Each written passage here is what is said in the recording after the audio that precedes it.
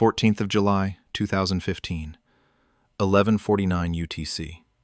4.77 billion kilometers from Earth, roughly 3 billion miles, a spacecraft the size of a grand piano finally saw the face of a world that no one had ever seen before. It was our first close visit to Pluto, and, more than a decade later, it is still our only one. The craft was called New Horizons. It had been traveling for 9.5 years to reach this single night. The whole encounter, the moment of closest approach, would last less than 15 minutes. Sending the pictures back home would take another 16 months. And what it brought back changed everything. A vast, heart-shaped region, roughly the size of Alaska, its western lobe a plain of frozen nitrogen about 1,000 kilometers across. Mountains of frozen water rising 3.5 kilometers above the plain. An atmosphere layered like a stack of blue glass. A likely ice volcano called Right Mons, taller than any mountain in the eastern United States. A moon named Charon, with a canyon 700 kilometers long, the driving distance from Paris to Marseille. 3.5 years later, the same craft did something even stranger. On the 1st of January 2019, at 33 minutes past midnight Eastern Time, it flew past an object called Arrokoth. 36 kilometers long, 6.5 billion kilometers from the Sun. 2 lobes fused together, the color of rust. To this day, Arrokoth is the most distant place a human machine has ever touched. And here is the strangest thing of all. Until 1992, we were not sure anything at all was out there beyond Neptune, apart from Pluto. Tonight, we are going back to that one night, 14th of July, 2015. We will walk through it hour by hour. But before we do, 5 questions that this one night and the pieces of another night, 4 years later, will slowly answer. What did we learn in the span of a single evening about a world that had been a single dot on a photograph for almost 60 years? Why did Pluto, this small, frozen body at the edge of the solar system, turn out to be geologically alive? What is the Kuiper Belt really? Not an empty gap, not a second asteroid belt, but something else entirely. Who else lives out there, in a region we have only barely mapped? And when, if ever, will we go back? Get comfortable. Set the phone aside. This is going to be a long, quiet walk through the edge of our solar system, and the one night we spent standing there. Let us start at the beginning of the encounter. Not 14th of July, 2015, long before that. Let us start with the pictures themselves, the ones that came back.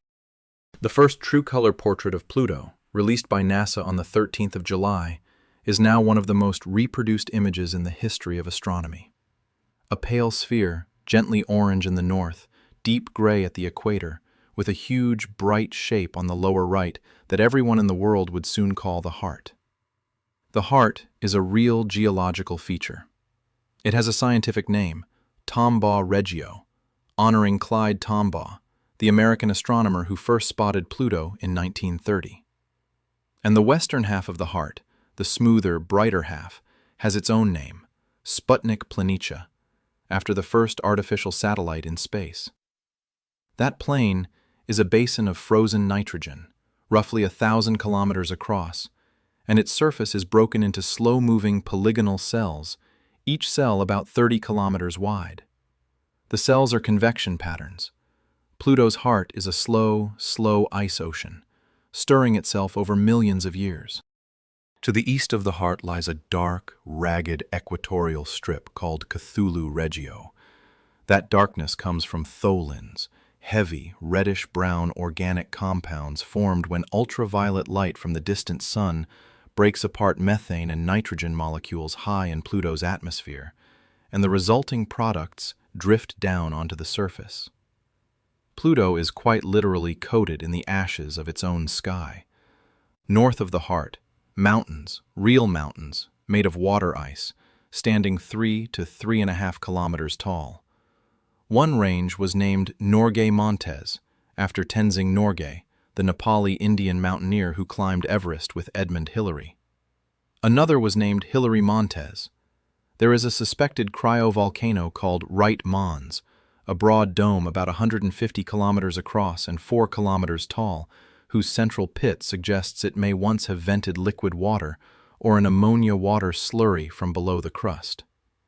Then Pluto's largest moon, Charon. 1,212 kilometers across, roughly half the diameter of Pluto itself. That ratio, 1 to 2, is the largest of any moon and planet pair in the solar system.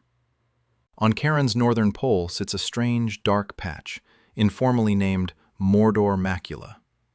Its color, we think, comes from methane escaping Pluto's upper atmosphere, drifting across the space between the two worlds, and freezing onto Charon's polar cap, where sunlight slowly darkens it. Below Mordor lies a colossal canyon system, Argo Chasma, running 700 kilometers across the moon and up to 9 kilometers deep, nearly 5 times deeper than the Grand Canyon on Earth. And in the very last image New Horizons took as it flew away, on the 15th of July, looking back through Pluto's atmosphere with the sun behind, the famous farewell shot, we see the sky of Pluto backlit. 20 distinct layers of blue haze wrapped around the dark silhouette of the world. That blue, on such a small, distant body, was one of the biggest surprises of the mission. All of that came from a single night's work. But to get to that night, we need to walk back to how humans figured out Pluto even existed. In 1930, on the 18th of February, an astronomer in his early 20s, Clyde Tombaugh, was sitting in a small, unheated dome at Lowell Observatory in Flagstaff, Arizona, staring through a device called a blink comparator, a mechanism that shows 2 photographs of the same patch of sky, taken days apart, in rapid alternation. If anything in the sky moved between the 2 photographs, it appears to jump back and forth. On that afternoon, Tombaugh saw a single, tiny point of light jumping between 2 glass plates. That was Pluto, the 9th known member of our solar system at the time, and for the next 62 years, the only known object beyond Neptune. For those 62 years, most astronomers assumed Pluto was alone out there, a cold, lonely oddity at the edge. In 1943, an Irish astronomer, Kenneth Edgeworth, argued in a short paper that the outer solar system probably contained many small, icy leftover bodies, a kind of reservoir of comet material.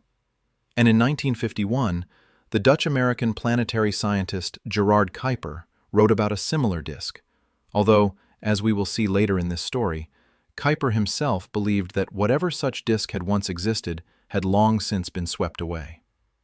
Both papers were noticed at the time, then largely forgotten. There was no way to confirm them. The objects, if they existed, would be too small and too dim for the telescopes of the day. Then, in 1992, on the 30th of August, at the summit of Mauna Kea in Hawaii, 2 astronomers named Jane Liu and David Jewitt pointed the Canada-France-Hawaii telescope at a specific patch of empty-looking sky. They had been searching patiently for 5 years. And on that night, in a long exposure, a faint point of red light appeared where there should not have been one. It was moving very slowly against the background stars, moving at the pace expected for something at 44 astronomical units, or 44 times the distance from the Earth to the Sun, roughly 6.5 billion kilometers out. They named it, in the way such things are named, 1992 QB1, and in later years it received a proper name, Albion. 1992 QB1 was the first confirmed object of what we now call the Kuiper Belt. It ended 62 years of the assumption that Pluto was alone, and it opened a floodgate. Within a decade, hundreds more objects were found, then thousands. Today, more than 3,500 Kuiper Belt objects have been catalogued, and observatories such as Vera Rubin, coming online now, are expected to add tens of thousands more. That was the world into which New Horizons was born. The idea of a mission to Pluto had been argued for, and cancelled, and argued for again through the 1990s. Advocates within NASA and the planetary science community, most visibly the planetary scientist Alan Stern, who would eventually lead the mission, kept pushing. In 2001, the project was finally approved as part of NASA's low-cost New Frontiers program. The spacecraft was built by the Johns Hopkins Applied Physics Laboratory in Maryland, together with Southwest Research Institute. The whole vehicle weighed just over 470 kilograms fueled, the mass of a small motorcycle. About 30 kilograms of that was scientific instruments. Everything else was fuel, structure, communication, and a small nuclear power source. A radioisotope thermoelectric generator, filled with about 11 kilograms of plutonium-238, providing roughly 240 watts of electrical power at launch. Enough to run a couple of household light bulbs. The instruments themselves had gentle, thoughtful names. LORI, the Long-Range Reconnaissance Imager, a black-and-white telescope camera tuned for the sharpest possible detail at great distance. RALPH, a combined visible and infrared imager built to map colors and surface composition. ALICE, an ultraviolet spectrograph designed to study Pluto's atmosphere. REX, a radio science experiment that could measure atmospheric density by listening to Earth's own radio signals passing through Pluto's air. SWAP, PEPSI, and SDC, three particle instruments, watching the solar wind, energetic particles, and interplanetary dust along the whole journey. On the 19th of January 2006, at 1900 hours UTC, an Atlas V rocket lifted off from Cape Canaveral in Florida. It carried New Horizons up out of the atmosphere and released it onto the fastest departure trajectory ever achieved from Earth, about 16.5 kilometers per second, roughly 59,000 kilometers per hour relative to Earth. Fast enough that the craft crossed the orbit of the Moon in only 9 hours. For comparison, the Apollo missions took about 3 days. Almost 13 months later, on the 28th of February, 2007, New Horizons swung close by Jupiter, a carefully planned gravity assist that whipped the small vehicle up to roughly 23 kilometers per second, shortening the journey to Pluto by 3 years. During that Jupiter flyby, New Horizons took some of the sharpest images ever obtained of the volcanic moon Io, capturing a live eruption from the volcano Tvashtar, with a plume rising 300 kilometers above Io's surface. Then, a very long silence began. Because power was limited, and because the mission planners wanted the craft to arrive at Pluto healthy, New Horizons spent most of the next 8 years in electronic hibernation, waking up briefly a few times a year to be checked. It sailed on through the outer solar system, past the orbit of Saturn in June 2008, past Uranus in March 2011, past Neptune in August 2014, exactly 25 years after Voyager 2's flyby of that same planet, without stopping, without slowing, without turning to look. On the 6th of December 2014, it was gently woken up for the last time. The team had rehearsed the encounter in simulations for years. Now the real thing was 7 months away. By early July 2015, Pluto was no longer a point of light in New Horizons' camera. It was a small, growing disk. Every image showed more. And on the 8th of July, 6 days before the closest approach, LORI captured a picture in which, for the first time in human history, you could clearly see, on the surface of another world, a shape that looked like a heart. The countdown had begun. And what happened next? What happened on the morning of the 14th, and through the day, and into the long, silent evening, is the heart of this whole story. 12th of July, 2015, 2 days before closest approach. New Horizons was still roughly 2.5 million kilometers from Pluto, about 1.5 million miles, and closing on it at nearly 14 kilometers per second. On board the spacecraft, the 7 main instruments had been quietly awake for weeks. Now, in these final hours, the observation sequence became continuous. Every 8 minutes, LORI, the long-range camera, took another picture of the growing disk ahead. From Earth, watching this happen was a matter of patience. Pluto and New Horizons were 4.77 billion kilometers away, 32 astronomical units, or 32 times the distance between Earth and the Sun. A radio signal, traveling at the speed of light, needed 4 hours and 25 minutes to reach the spacecraft in one direction. Every command sent from Maryland took nearly 4.5 hours to arrive. Every reply took the same length of time to come back. 9 hours, round trip. Nobody could steer the encounter in real time. It had all been written out and uploaded weeks earlier. The final command sequence, the mission team called it the encounter script, had been transmitted from the Johns Hopkins Applied Physics Laboratory in Laurel, Maryland, on the 3rd of July, 11 days before the flyby. Every camera pointing, every filter change, every antenna slew, every instrument mode was already inside the spacecraft's memory, timed to the millisecond. Once that upload was confirmed and echoed back by New Horizons, the team on Earth had almost nothing left to do except wait and watch the pictures come in. And then, on the 4th of July, 10 days before the encounter, something almost broke everything. That afternoon, at 13:54 UTC, contact with New Horizons was suddenly lost. The main computer on board had detected a timing conflict while it was preparing the final version of the encounter script and had done what it was designed to do. It had shut down the main processor, switched over to the backup computer, and pointed the spacecraft's antenna at Earth to ask for help. For roughly an hour and 20 minutes, the team could only wait for the delayed signal.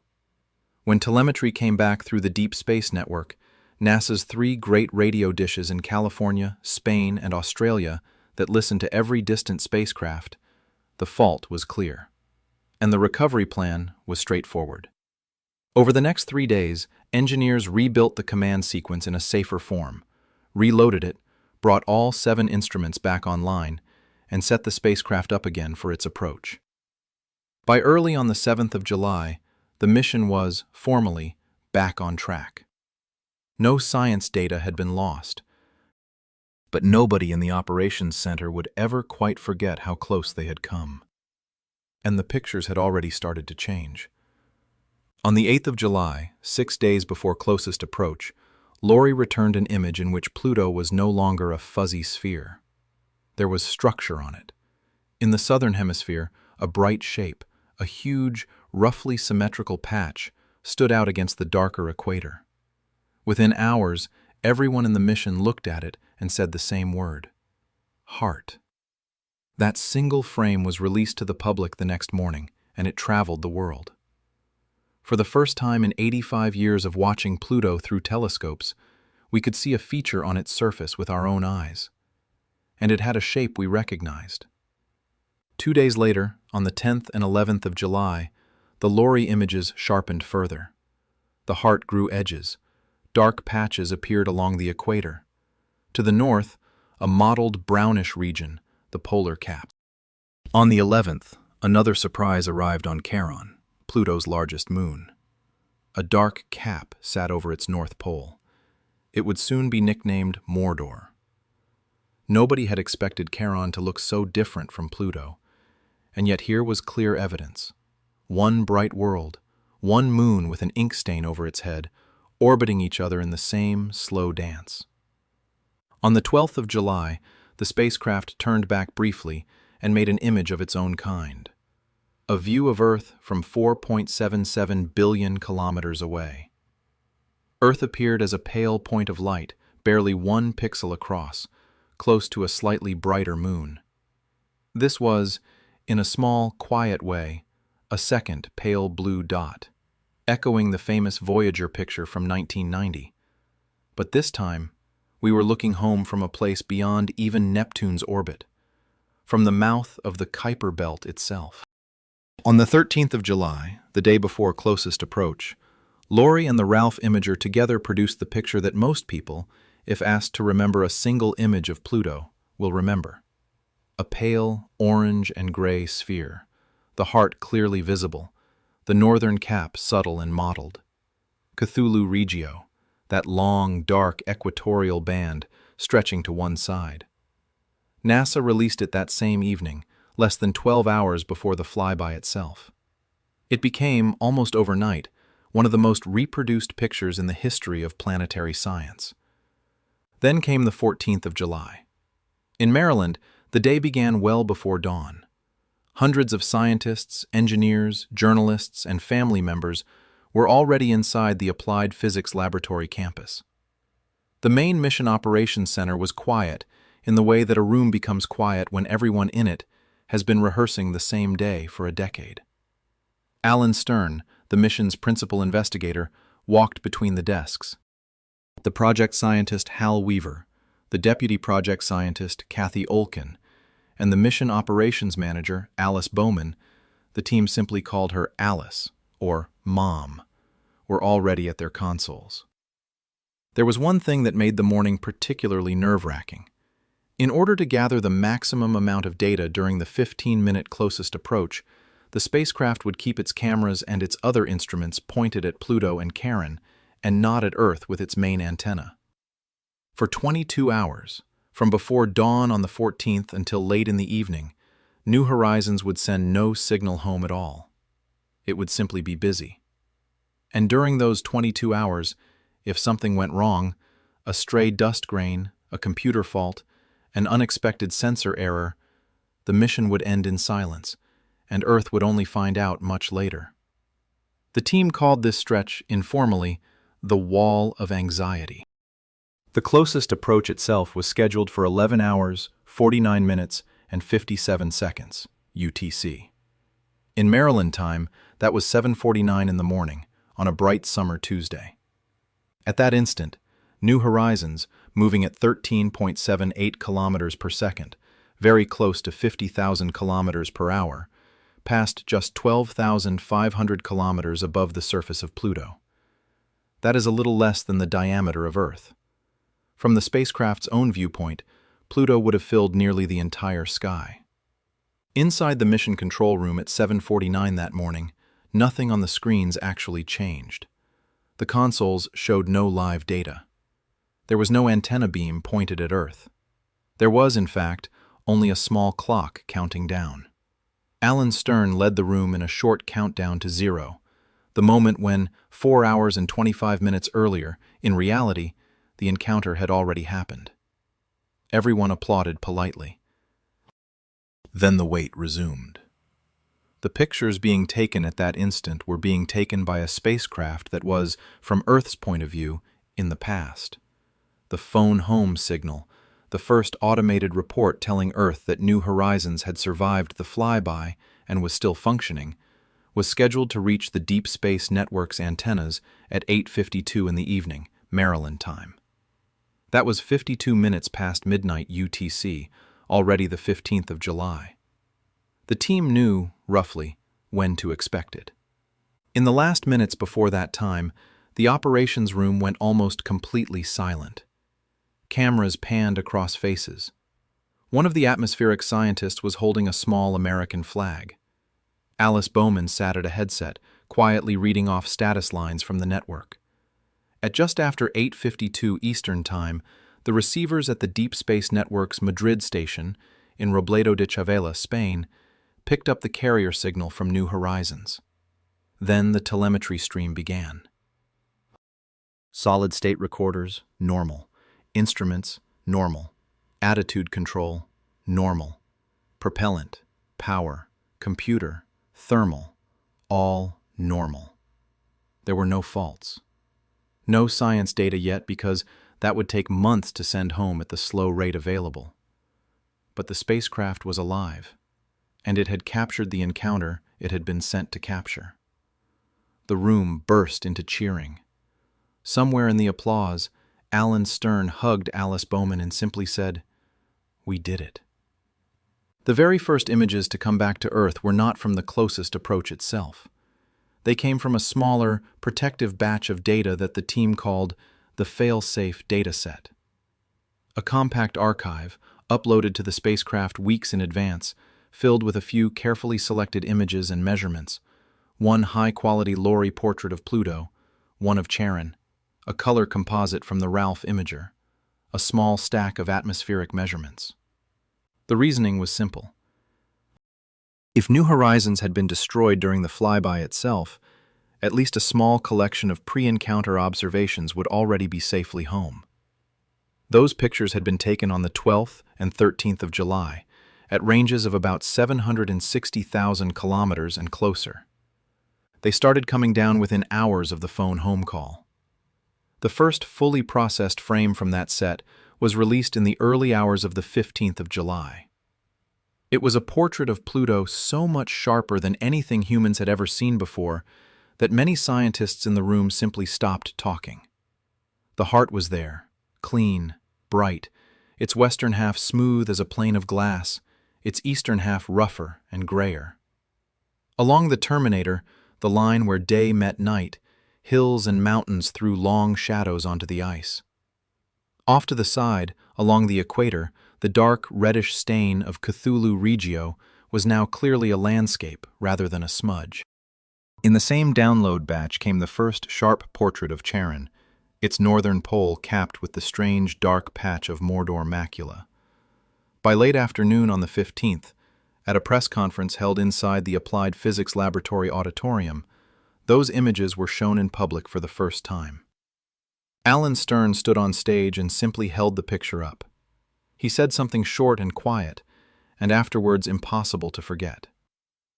"The Pluto system," he said, "is far more complex than any of us expected." For all of the following morning and into the evening, more pictures streamed slowly down through the deep space network, hundreds of megabits a day, drop by drop, from the edge of the solar system. The very sharpest images were not scheduled to arrive for another 2 months, because the spacecraft's radio, at that distance, could only send data at roughly 1 kilobit per second. Sending back everything from that single 15-minute encounter would take about 16 months in total. Some of the very last frames would not reach Earth until October of 2016. But even from the small first batch of pictures released on the 15th and 16th of July, one thing was already becoming clear. Pluto, this small, cold, distant world at the edge of the solar system, which we had for decades quietly assumed would be a frozen, dead ball of rock and ice, was not going to look anything like what most of the scientists in that room had predicted. The heart, in particular, had a story to tell. And then, on the 15th of July, in their full and unaltered clarity, the first true close-up pictures arrived. What they showed changed our understanding of dwarf planets and of the entire outer solar system in a single afternoon. The first thing anyone in the mission operations room truly understood, once the pictures began to arrive, was the heart. Not as an idea or a shape on a map, but as a real place. A pale, luminous region roughly the size of Alaska, glowing softly in the middle of an otherwise dark and rusty little world. In the days that followed the 14th of July, 2015, that heart would slowly break itself down, in the eyes of the scientists on Earth, into a whole geography, a place with basins, mountains, plains, valleys, and quite possibly, volcanoes. We begin with the smoother, brighter western lobe of the heart, Sputnik Planitia, a basin about 1,000 kilometers across, or roughly 620 miles, comparable in area to the state of Texas. It lies about 3 to 4 kilometers below the surrounding terrain, sunk into the crust of Pluto like a shallow bowl. And it is filled, top to bottom, with frozen nitrogen, not with the water ice that dominates the mountains around it, but with a much softer, more mobile substance, nitrogen ice, tens of kilometers deep, threaded with a thin sprinkling of methane and carbon monoxide. Under the temperatures of Pluto's surface, about 40 degrees above absolute zero, or minus 233 degrees Celsius, nitrogen ice flows, slowly, silently, like a very cold, very patient version of the glaciers we know from Earth. And in the highest resolution images from LORRI, the whole plain is broken into vast, gently rounded polygonal cells, each cell about 30 to 40 kilometers wide, or roughly 20 miles. The borders between the cells are marked by shallow troughs, and inside each cell the surface is almost perfectly smooth. These are convection cells. The same physics that stirs a pot of thick soup on a very slow simmer, or the wax in a lava lamp, is at work here on the far edge of the solar system. A small amount of heat rising from the interior of Pluto, most of it left over from the decay of radioactive elements deep in the rocky core, warms the deepest layers of the nitrogen ice. That warmer, less dense ice slowly rises through the ice sheet, spreads out across the top of a cell, cools, becomes denser, and sinks again at the cell's edge. The full cycle takes something on the order of 500,000 to 1,000,000 years. Sputnik Planitia is, quite literally, a slow-motion ocean of ice, churning at a pace no human eye could ever perceive, and yet churning nonetheless. To the east of the heart lies its opposite, Cthulhu Regio, pronounced Cthulhu, a long, dark, ragged strip of terrain that hugs Pluto's equator for almost 3,000 kilometers. It is one of the darkest regions anywhere on the surface. Its color, a deep reddish-brown that in some frames looks almost black, comes from a class of chemical compounds we call tholins. Tholins are not one substance but a whole family. They form high in Pluto's atmosphere, where ultraviolet light from a sun that here shines about 1,000 times fainter than it does on Earth breaks apart molecules of nitrogen and methane. The fragments recombine into heavier, longer, more complex organic molecules. The word tholin was coined in 1979 by the American astronomer Carl Sagan and his colleague Bishun Kare, from the Greek word for muddy, when they made the same reddish-brown residue in a laboratory flask on Earth. Over time, over hundreds of millions of years, these particles drift down out of Pluto's sky like a very slow, very fine soot, coating the older, higher terrain in a permanent tan. Cthulhu Regio is dark because it is ancient. Nothing there has been resurfaced. It has been quietly collecting the ashes of Pluto's own sky for the entire age of the solar system. Similar reddish tholin deposits are seen on the surface of Titan, on the surface of Triton, and in the atmosphere of Neptune. Pluto is not the only place in our system that wears this color. It is just the one where we saw the color most clearly, in the highest detail we have ever managed. The whole heart itself carries a formal name, Tombaugh Regio, assigned in honor of Clyde Tombaugh, the young astronomer from Kansas who first spotted the faint jump of Pluto across 2 glass plates in 1930. When New Horizons launched from Cape Canaveral in January 2006, it carried, tucked into the upper deck of the spacecraft, a small aluminium capsule containing about an ounce of Tombaugh's ashes, along with a short, handwritten inscription remembering him. Clyde Tombaugh had died in 1997, at the age of 90. His ashes reached Pluto with the mission he had, in a way, made possible. And when the scientists on Earth named the great pale shape at the center of Pluto's face, they gave it his name. North and west of Sputnik Planitia, at the edge of the heart, mountains rise. These are not gentle hills. Norgay Montes, named for Tenzing Norgay, the Sherpa mountaineer who reached the summit of Everest on the 29th of May, 1953, with Edmund Hillary, is a range of jagged peaks up to 3.5 kilometers tall, or about 11,500 feet. That is roughly the elevation of the highest ridgelines of the Cascade Range in the American Northwest. But on Pluto, water ice takes the role that rock plays on Earth. At Pluto's temperatures, water ice is as hard as granite, and it will hold up under its own weight the way rock does at home. The mountains are made of water, frozen so cold that it has become stone. Further to the west lies Al-Idrisi Montes, named after the 12th century Arab geographer Muhammad al-Idrisi, who drew one of the most complete world maps of the medieval world. This range is a chaos of angular blocks, some rising nearly 5 kilometers above the surrounding plain, tilted and shattered as if broken apart and restacked by an unseen hand. Just south of Al-Idrisi, on the shore of the icy sea, lies a lower, gentler ridge, Hillary Montes, named for Edmund Hillary himself. Norgay and Hillary, side by side, at the edge of a frozen bay, 4.5 billion miles from Earth. South of the heart, in a region formerly called Bright Terrain, something even more curious stands out on the maps.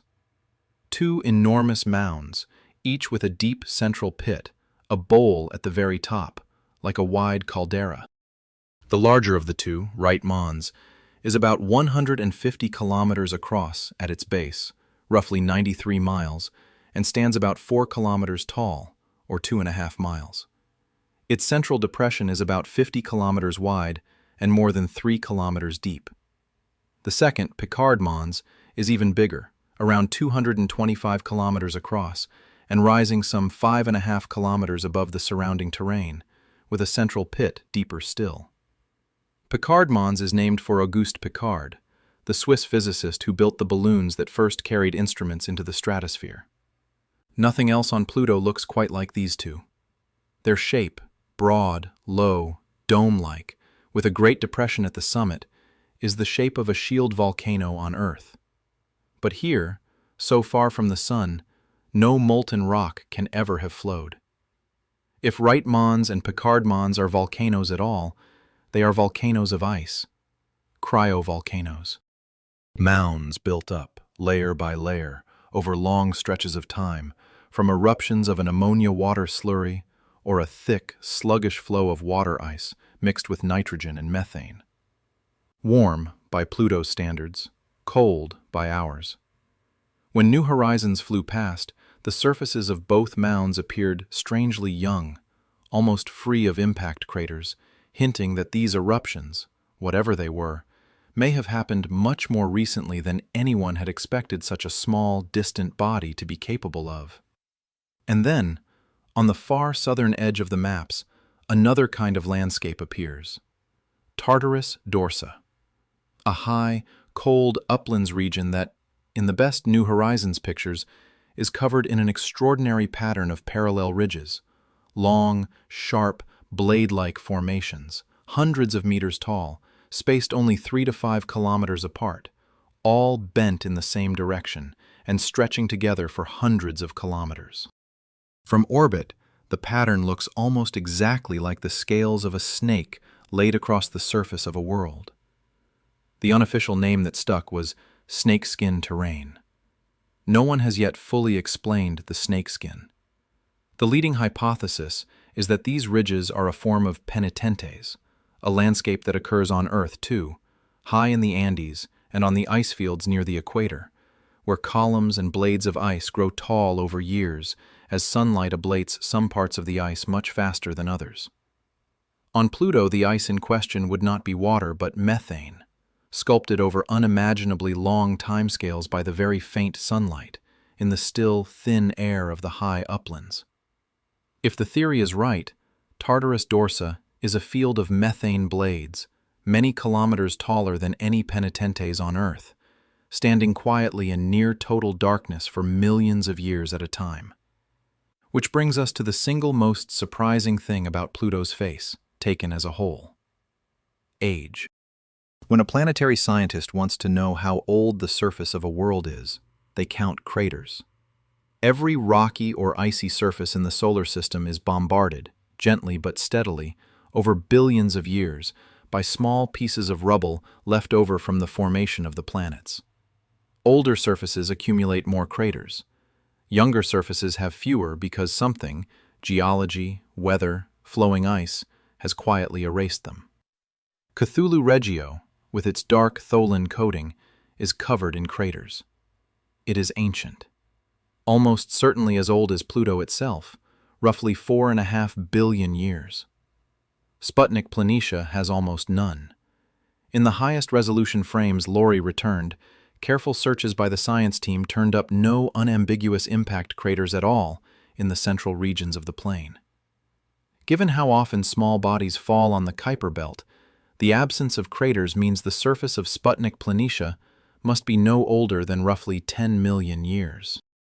And it may be very much younger than that. Some estimates place its effective age at less than a few million years, and there are hints that parts of it may still be forming today. 10 million years, on the timescale of a solar system that is 4.5 billion years old, is essentially yesterday. Sputnik Planitia is a young surface, being continuously renewed from below by convection, on a world that is small and cold and located at the very edge of everything. Before New Horizons arrived, almost no one had expected Pluto to be geologically alive.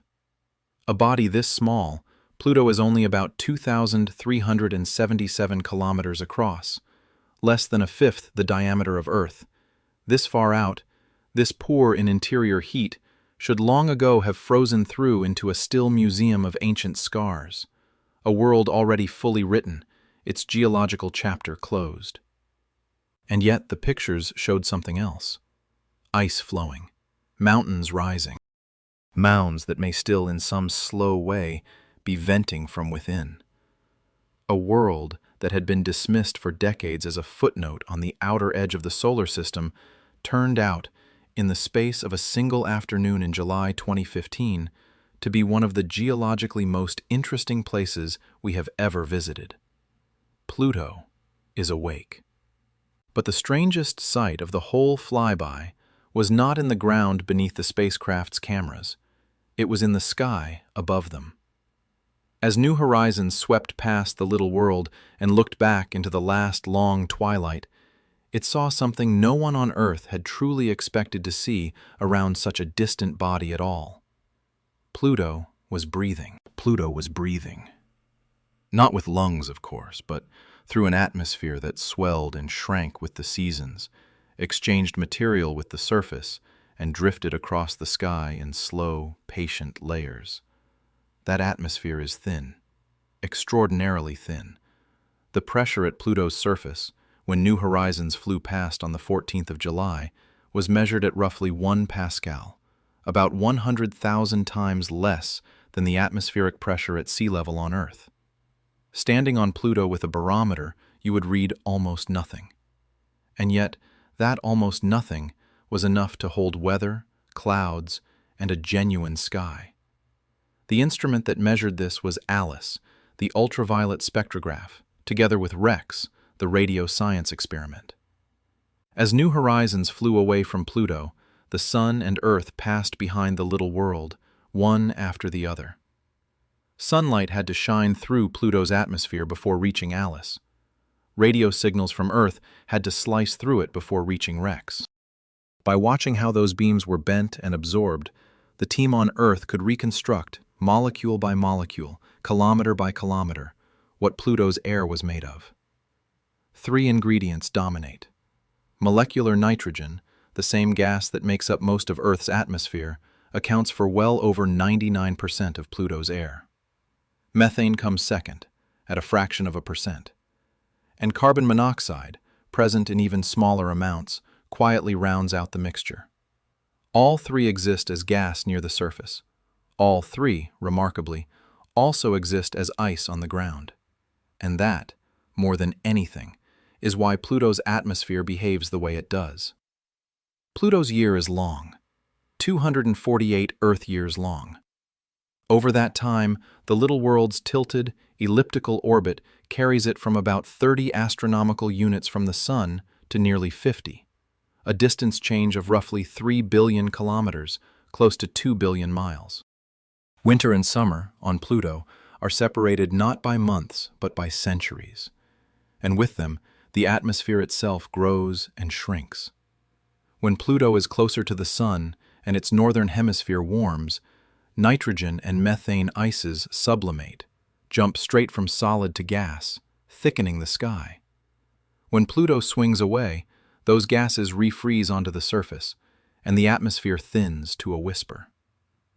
Right now, Pluto is on its slow way outward, and measurements from Earth-based occultations, the technique of watching a distant star wink out for a moment as Pluto passes in front of it, taken in the years after the flyby, suggest that its atmosphere has already begun to collapse, refreezing onto the ground as the world cools. New Horizons caught Pluto in a fragile moment, close to seasonal maximum, when the air was, in some sense, at its fullest. A century from now, an observer standing on that same plane would see a paler sky and a colder ground, and a great deal of the atmosphere lying quietly at their feet as frost. Now, that famous farewell shot. On the 15th of July, 2015, roughly 7 hours after closest approach, New Horizons was on the far side of Pluto, looking back. The sun was behind Pluto from the spacecraft's point of view, and so, when Laurie turned and pointed at the small, dark disk of the world receding into space, sunlight was streaming around Pluto's limb from behind, glancing through the atmosphere at a low angle. The picture that came back is one of the most beautiful ever taken by a robotic spacecraft. Against a black sky, a small, dark circle, Pluto in silhouette, is haloed in a soft ring of light. And inside that halo, you can count the layers. 20 distinct bands of blue haze stacked one above the other, wrapping the whole world like the pages of a slowly turning book. The topmost layers reach more than 200 kilometers, roughly 125 miles, above the surface. The color of that halo was a surprise. Pluto's sky is blue. Not blue in the way of Earth. Earth's blue sky comes from Rayleigh scattering, sunlight bouncing off nitrogen and oxygen molecules, which scatter shorter wavelengths more than longer ones, so blue reaches your eye from every direction. On Pluto, the atmosphere is far too thin for molecules alone to produce that effect. The blue comes instead from something else, tholins. Tholins are the same reddish organic compounds that paint Cthulhu Regio dark on the surface. High in Pluto's atmosphere, ultraviolet light from the distant sun tears apart methane and nitrogen molecules. The pieces recombine into heavier and heavier molecules, and those molecules clump into microscopic particles a fraction of a micrometer across. On the ground, in bulk, tholins look brown and rust red. But when sunlight passes through a haze of them at a low angle, the particles preferentially scatter blue wavelengths. Kathy Olkin, one of the mission's atmospheric scientists, put it plainly at the press conference. A blue sky is often produced by scattering off very small particles. On Earth, air molecules do the work.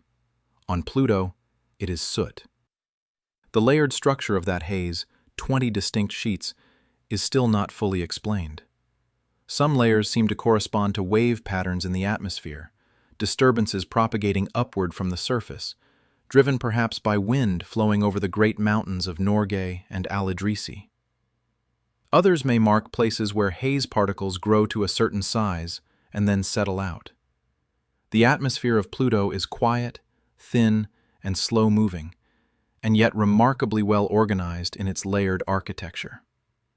And it moves.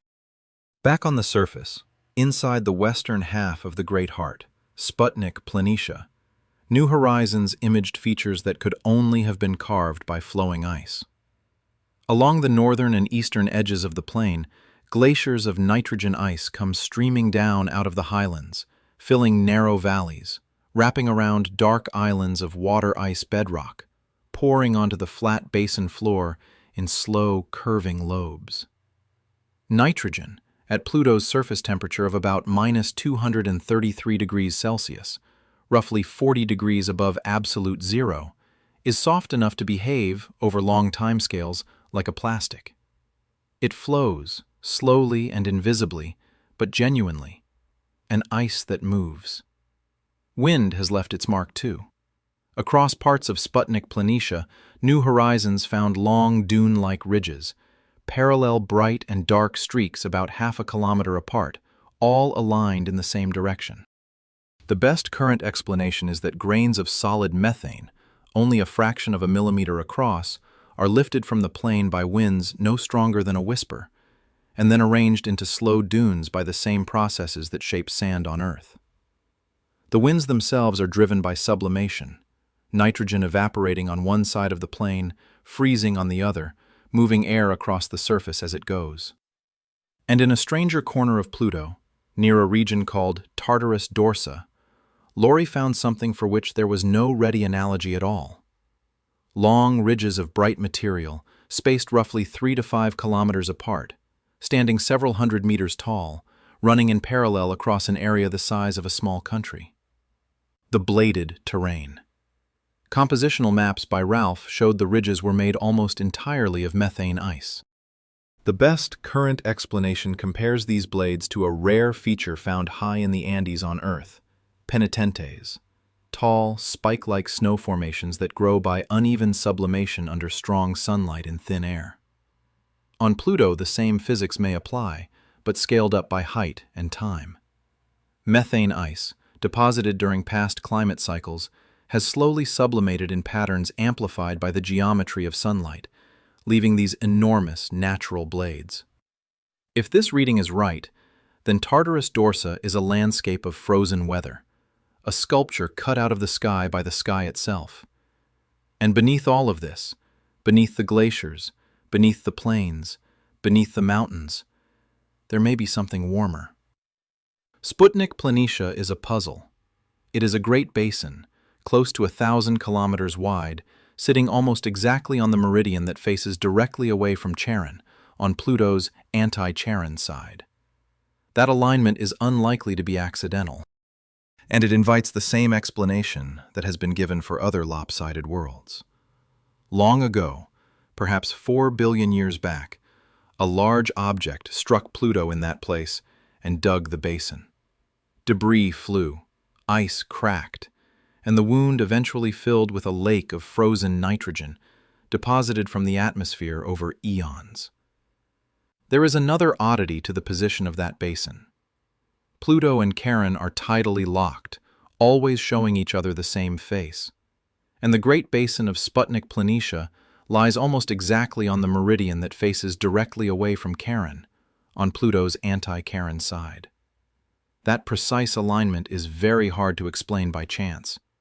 Something inside Pluto must have quietly rotated the whole planet, over time, until the basin settled into that particular orientation.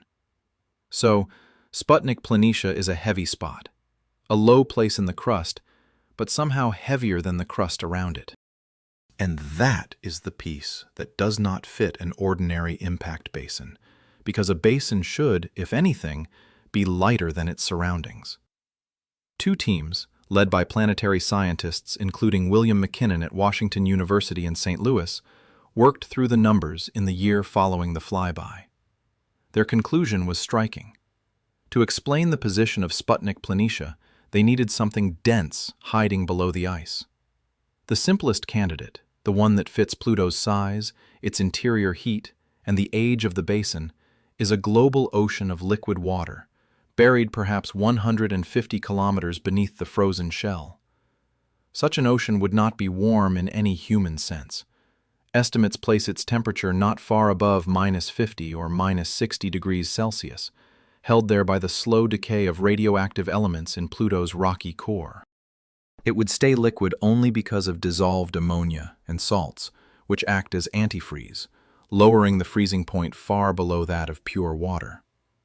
But liquid water, at Pluto's distance from the Sun, in a world we long assumed to be a frozen fossil, that is a very different Pluto than the one anyone expected in 1930, or in 2010, or even on the morning of the flyby.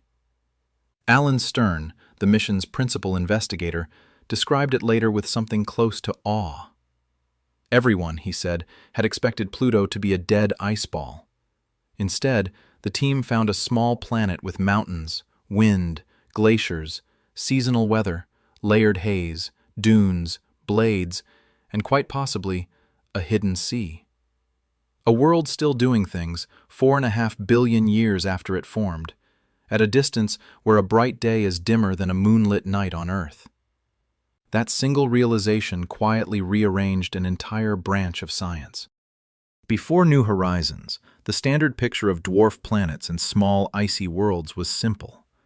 They were expected to be cratered, cold, geologically silent, museum pieces from the early solar system, preserved because nothing much had happened to them since.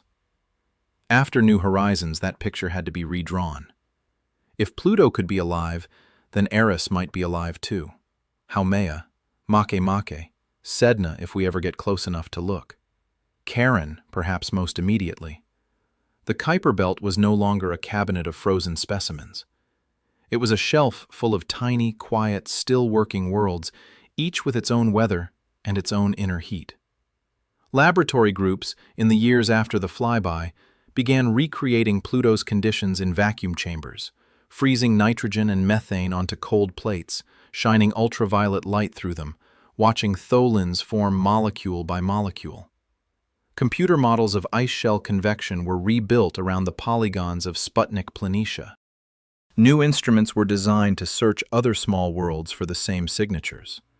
The one night on the 14th of July became, in a sense, the beginning of a much slower, much longer conversation about how far the definition of a living world can be stretched. But that night was not over yet. As New Horizons swept past Pluto, another world was already turning in the same picture, a world in some ways more mysterious than Pluto itself.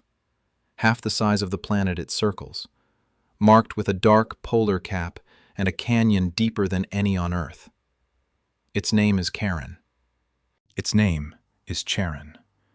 And the story of how we noticed it is, in its own way, a small miracle of patience. On the 22nd of June, 1978, an American astronomer named James Christie was working in a quiet office at the United States Naval Observatory Station in Flagstaff, Arizona, the same town where Pluto itself had been discovered 48 years earlier. He was measuring the position of Pluto on a series of photographic plates when he noticed something odd. Pluto was not a perfect point. On some of the plates, the little smudge had a small bump on one side. On plates taken hours later, the bump had moved to the other side. Christie's first thought was that the plates were flawed. His second thought, after checking, was that they were not. The bump was a moon. It had been hiding in the same tiny blur as Pluto for decades, indistinguishable from its parent in almost every telescope on Earth. Christie proposed the name Charon, after the ferryman of the underworld in Greek myth, and, quietly, after his wife Charlene, whose nickname was Char. The International Astronomical Union accepted the name a few years later. That single discovery, made from a set of grainy photographic plates, turned everything we thought we knew about Pluto sideways. Pluto was not a lonely little world. It had a partner, and the partner was enormous. Charon is 1,212 kilometers across, about 753 miles. Roughly half the diameter of Pluto itself. It carries about 12% of Pluto's mass. Among the 8 main planets, there is nothing quite like this. Their moons are small compared to their hosts. Earth's moon, large as it is, contains barely more than 1% of Earth's mass. Charon carries 12 times that fraction. Among the smaller dwarf planets, there are a few other systems with unusually large moons. Orcus and its partner Vanth, for instance. But at the scale of a full-sized world, the Pluto-Charon pair is still on its own.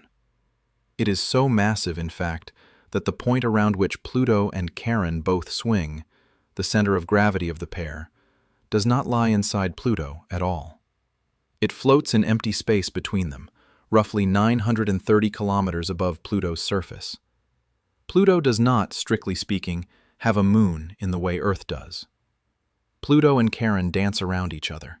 They are a double world. They dance slowly. One full lap takes 6 days, 9 hours, and about 18 minutes. And over the 4.5 billion years since they formed, most likely from the debris of a giant impact early in the solar system's history, in a smaller echo of the impact that made Earth's moon, they have locked eyes with each other. Both worlds are tidally locked to the same rotation. Pluto always shows the same face to Charon. Charon always shows the same face to Pluto. If you were standing on the near side of Pluto, Charon would hang forever in your sky at the same spot, never rising, never setting, only slowly rotating through its phases like a great gray lamp. On the far side of Pluto, Charon would never rise at all. You could live and die there and never see it. New Horizons arrived at this pair as at a single, complicated object. On the 14th of July, 2015, at the same time that Lori and Ralph were bringing back the heart, the mountains, the polygons, and the layered haze of Pluto, the same instruments were also mapping Charon. The two worlds swept through the field of view together, And the pictures that came back, Charon's disk, sharp and pale gray and streaked with darker features, made it clear at once that the smaller of the two was no ordinary moon. The first thing that caught every eye was the pole. Sitting on Charon's northern hemisphere, wrapped around the top of the world, is a large, distinctly reddish patch. The mission team gave it the informal name Mordor Macula. Its color is the same reddish-brown that paints Cthulhu Regio on Pluto, the color of tholins, of methane and nitrogen molecules broken apart by ultraviolet light and reassembled into heavier organic compounds. But Charon has no thick atmosphere of its own, so where does the color come from? The current explanation is quiet and elegant. Methane escapes from Pluto's upper atmosphere, drifting outward into space. Some of that methane wanders across the space between the two worlds, no great distance, only about 19,000 kilometers, and settles onto Charon's cold surface. On Charon's poles in particular, the temperature stays low enough for the methane to freeze in place. Ultraviolet light and cosmic rays then break it down and darken it, one long winter at a time. Mordor Macula is, in effect, a stain of Pluto's breath, painted across the top of its partner. The two worlds share their air, slowly, across the vacuum. Below Mordor, the surface changes character. The whole northern half of Charon is broken into rugged, cratered terrain, cut by an enormous system of canyons that runs almost all the way around the moon. The largest of them, Argo Chasma, stretches roughly 700 kilometers, around 430 miles, along Charon's limb. In places it drops 9 kilometers below the surrounding surface. That is nearly 5 times the depth of the Grand Canyon on Earth, and it is only part of a longer, deeper system. Serenity Chasma cuts west from there through the equator, matched on the other side by more canyons still. Taken together, the great chasms of Charon are among the longest tectonic features in the solar system, the record of a whole crust cracking once, long ago. The best explanation for those cracks reaches back to Charon's own interior. Early in its history, Charon was warmer inside than it is now. If it had a subsurface ocean of liquid water then, as many icy moons in the outer solar system appear to have had, that ocean would eventually have frozen. And when water freezes, it expands. The freezing of a global ocean beneath Charon's crust would have pushed outward on the shell above it, forcing it to crack. The Great Canyons would then be the scars of Charon's inner sea turning to ice, 4 billion years ago. South of the canyons, the character of the world changes again. The whole southern hemisphere of Charon is dominated by a huge, remarkably smooth plain, informally called Vulcan Planitia. Its surface has far fewer craters than the north. Something resurfaced this half of the moon, and did so long enough ago for craters to accumulate again, but recently enough that the older cratered surface is gone. The most natural explanation is cryovolcanism, the eruption, in some distant past, of water or an ammonia water slurry from below the ice. The lavas of Charon, if they existed, would have been oceans in slow, cold motion, freezing across the surface in sheets, filling old basins, smoothing everything they touched. And sitting almost in the middle of Vulcan Planitia is one of the strangest small features New Horizons found anywhere in the encounter. A single mountain, rising several kilometers above the plain, surrounded on all sides by a wide, deep moat. The team called it, informally, Kubrick Mons. No one is quite sure how a mountain in a moat forms. The current guess is that a block of denser water ice pushed up through a slush of softer, more volatile ices below, and as it rose, the surrounding surface subsided around it. A geological accident, preserved for 4 billion years on a moon of the sun. Around Pluto and Charon, 4 smaller worlds trace their own quiet loops. All were discovered with the Hubble Space Telescope, one at a time, between 2005 and 2012. Nix and Hydra came first, then Kerberos, then Styx. None of them is round. All are tiny. The largest, Hydra, is only about 50 kilometers across at its longest. New Horizons caught each of them with Lori. Nix showed up as a lumpy, elongated body with a bright pinkish region on one side, likely freshwater ice exposed by a crater. Hydra was a slightly larger lump with two clear craters of its own. Kerberos, the darkest of the four, appeared as a small, twin-lobed shape, suggesting it may have formed from the merger of two even smaller objects. Styx was barely more than a set of pixels, but it was there, right where the orbital calculations had said it would be. All four are thought to have formed from the same great impact that gave us Charon, surviving debris that fell into stable orbits around the young double world, and stayed. They tumble as they orbit, unable to settle into tidal lock with anything, because Pluto and Charon are dancing too intricately for that. Nix, Hydra, Kerberos, and Styx are little chips of history, still spinning after 4.5 billion years. Then, roughly 7 hours after closest approach, on the 15th of July, New Horizons turned once more and looked back. The command sequence for that final image had been written on Earth months in advance and uploaded to the spacecraft's memory long before the flyby began. At the appointed second, Lori pointed at the dark disk of Pluto with the sun behind it and took the picture that would come to be called, informally, Pluto in twilight. The world was in silhouette. The atmosphere, backlit, glowed in a thin rim of blue. 20 distinct layers of haze wrapped the small, dark planet like the petals of a very quiet flower. The photograph was one of the last major frames of the encounter proper, a farewell, in the truest sense of the word. And then the antenna turned once more toward Earth, and the long, slow work of sending everything home began in earnest. The full data set was enormous by the standards of a mission with only a few watts of transmission power. 50 gigabits of pictures, spectra, atmospheric profiles, and radio measurements. At the achievable data rate, roughly 1 to 4 kilobits per second across 4.5 billion kilometers, sending it all would take about 16 months. The stream began within hours of the flyby. The last frames of Pluto and Charon did not reach the ground until the 25th of October, 2016, a year and 3 months after the encounter itself. The first images, though, arrived on the 15th of July, and again on the 16th. And when they did, the reaction in the Applied Physics Laboratory in Maryland was the sort of thing that does not fit inside a press release. Alan Stern, the principal investigator, has described that morning many times since.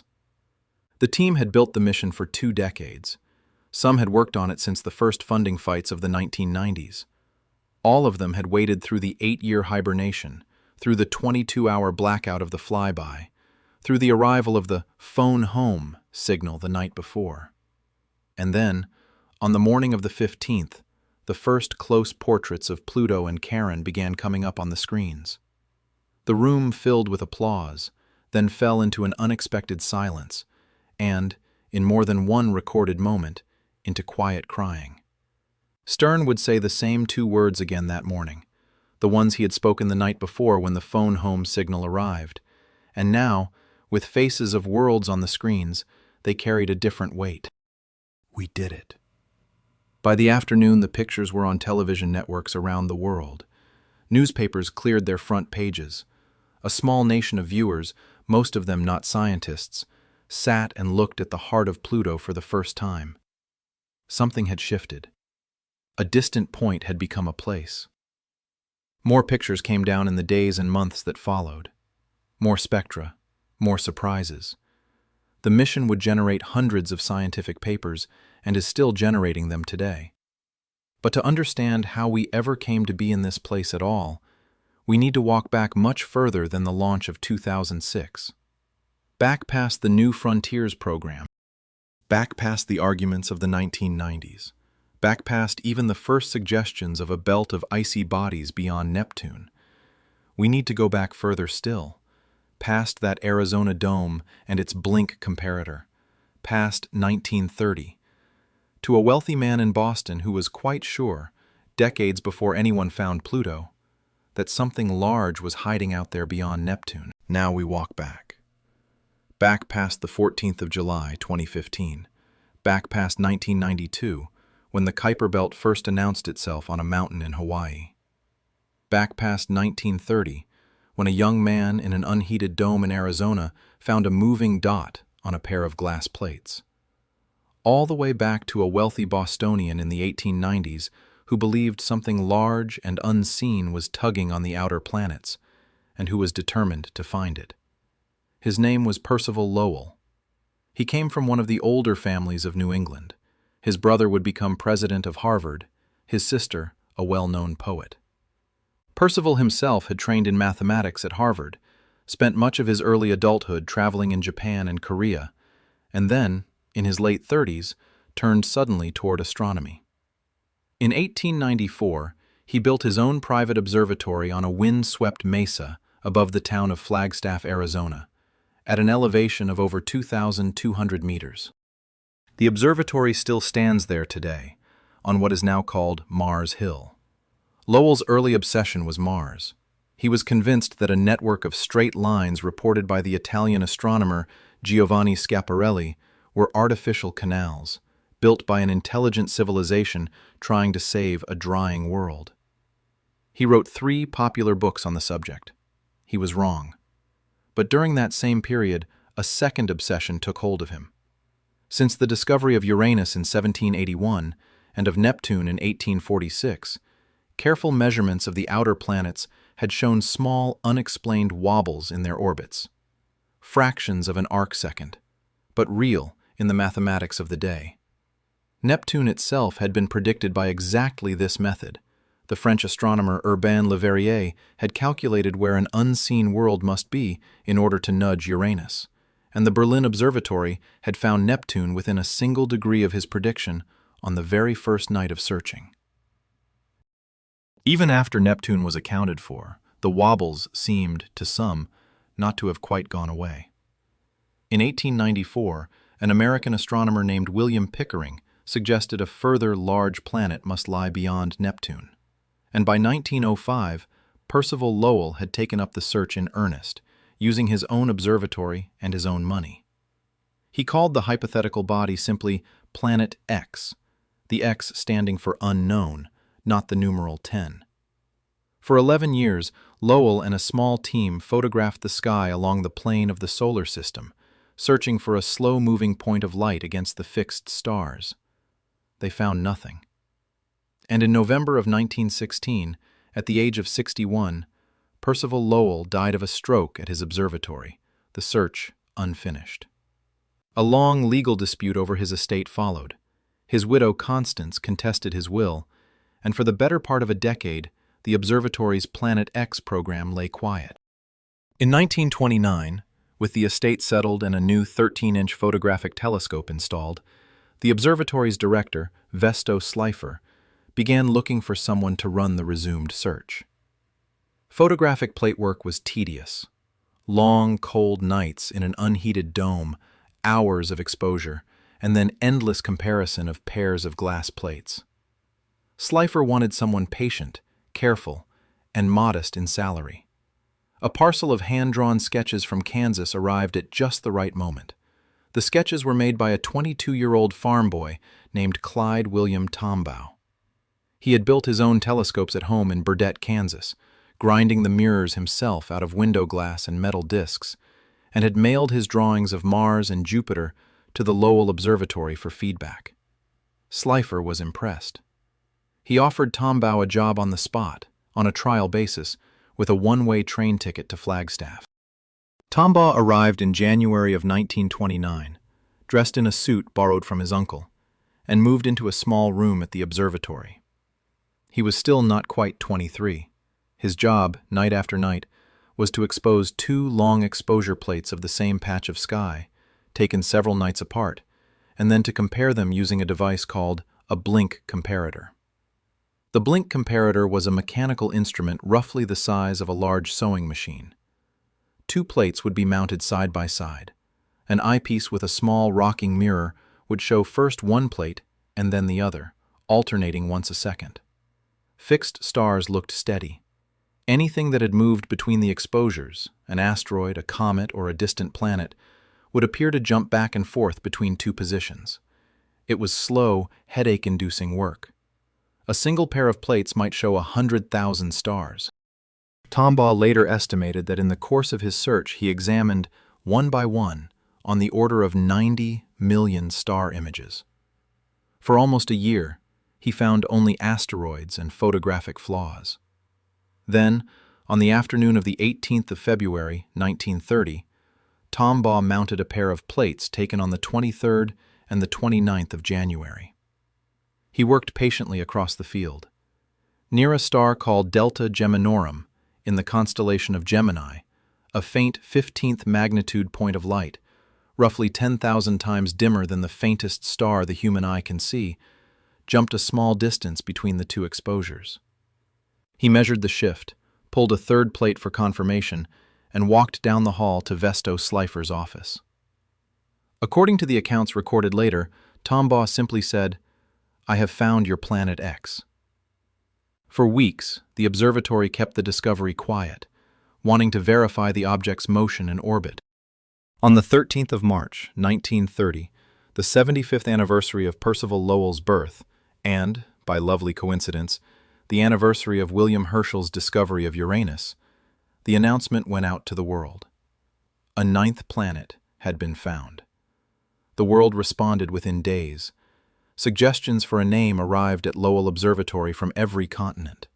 The one that stuck came from an 11-year-old English schoolgirl named Venetia Burney in Oxford. Over breakfast on the 14th of March, her grandfather had read her the news, and she had suggested, quietly, the name of the Roman god of the underworld, Pluto, because the world was so dark and so far away. Her grandfather passed the suggestion to a friend at Oxford, who cabled it to Flagstaff. The staff voted, and on the 1st of May, the name was made official. Decades later, when NASA's small, piano-sized spacecraft was fitted for its journey outward, one of the 7 mounted plaques on board would carry her name. For the next 62 years, Pluto stood alone. A ninth planet, small, oddly tilted, on an oddly stretched orbit, the outermost known member of the solar system, and, so far as anyone could tell, the only object out there in that cold, empty space. Even in those decades, a few astronomers wondered whether Pluto truly was alone. In 1943, an Irish astronomer named Kenneth Edgeworth, a retired Army engineer working from his home near Dublin, published a short paper arguing that the outer solar system ought to contain vast numbers of small, icy, leftover bodies. A reservoir, he suggested, from which short-period comets might be periodically stirred inward. His paper was careful, polite, and almost entirely ignored. 8 years later, in 1951, the Dutch-American planetary scientist Gerard Kuiper, working at the Yerkes Observatory in Wisconsin, published a chapter suggesting that during the formation of the solar system, a broad disk of small, icy bodies must have existed just beyond the young planets. Kuiper's name would eventually be attached to that region. There is a lovely irony here, though. Kuiper himself believed whatever such disk had once existed had long since been swept away by the gravitational influence of Pluto, which, at the time, he still took to be roughly an Earth-sized world. His paper argued for the belt's ancient absence, not its present-day existence. For the next 30 years, the idea of a trans-neptunian belt sat quietly in the literature. Photographic plates were simply not sensitive enough to detect the small, distant, faintly red objects that would have to be there. It would take a new kind of digital light detector, the charge-coupled device, or CCD, a small silicon chip, perhaps 100 times more sensitive to faint red light than photographic plates, first used in astronomy in the late 1970s, to make the search possible at all. In the middle of the 1980s, at the Massachusetts Institute of Technology, a young British astronomer named David Jewitt began wondering why the outer solar system looked so empty. In 1986, he was joined by a graduate student, Jane Liu, a Vietnamese-American woman in her mid-20s, who had arrived in the United States as a refugee at the age of 12 and had come to MIT to work on comets. When Jewitt asked her, one afternoon, why they thought the outer solar system was so bare, she said, honestly, that no one had really looked. Together, they decided to look. They began a systematic search of the ecliptic, the plane of the solar system, from telescopes on Kitt Peak in Arizona, at Cerro Tololo in Chile, and eventually on Mauna Kea in Hawaii, using the newly available CCD detectors, which were about 100 times more sensitive than photographic plates for faint red light.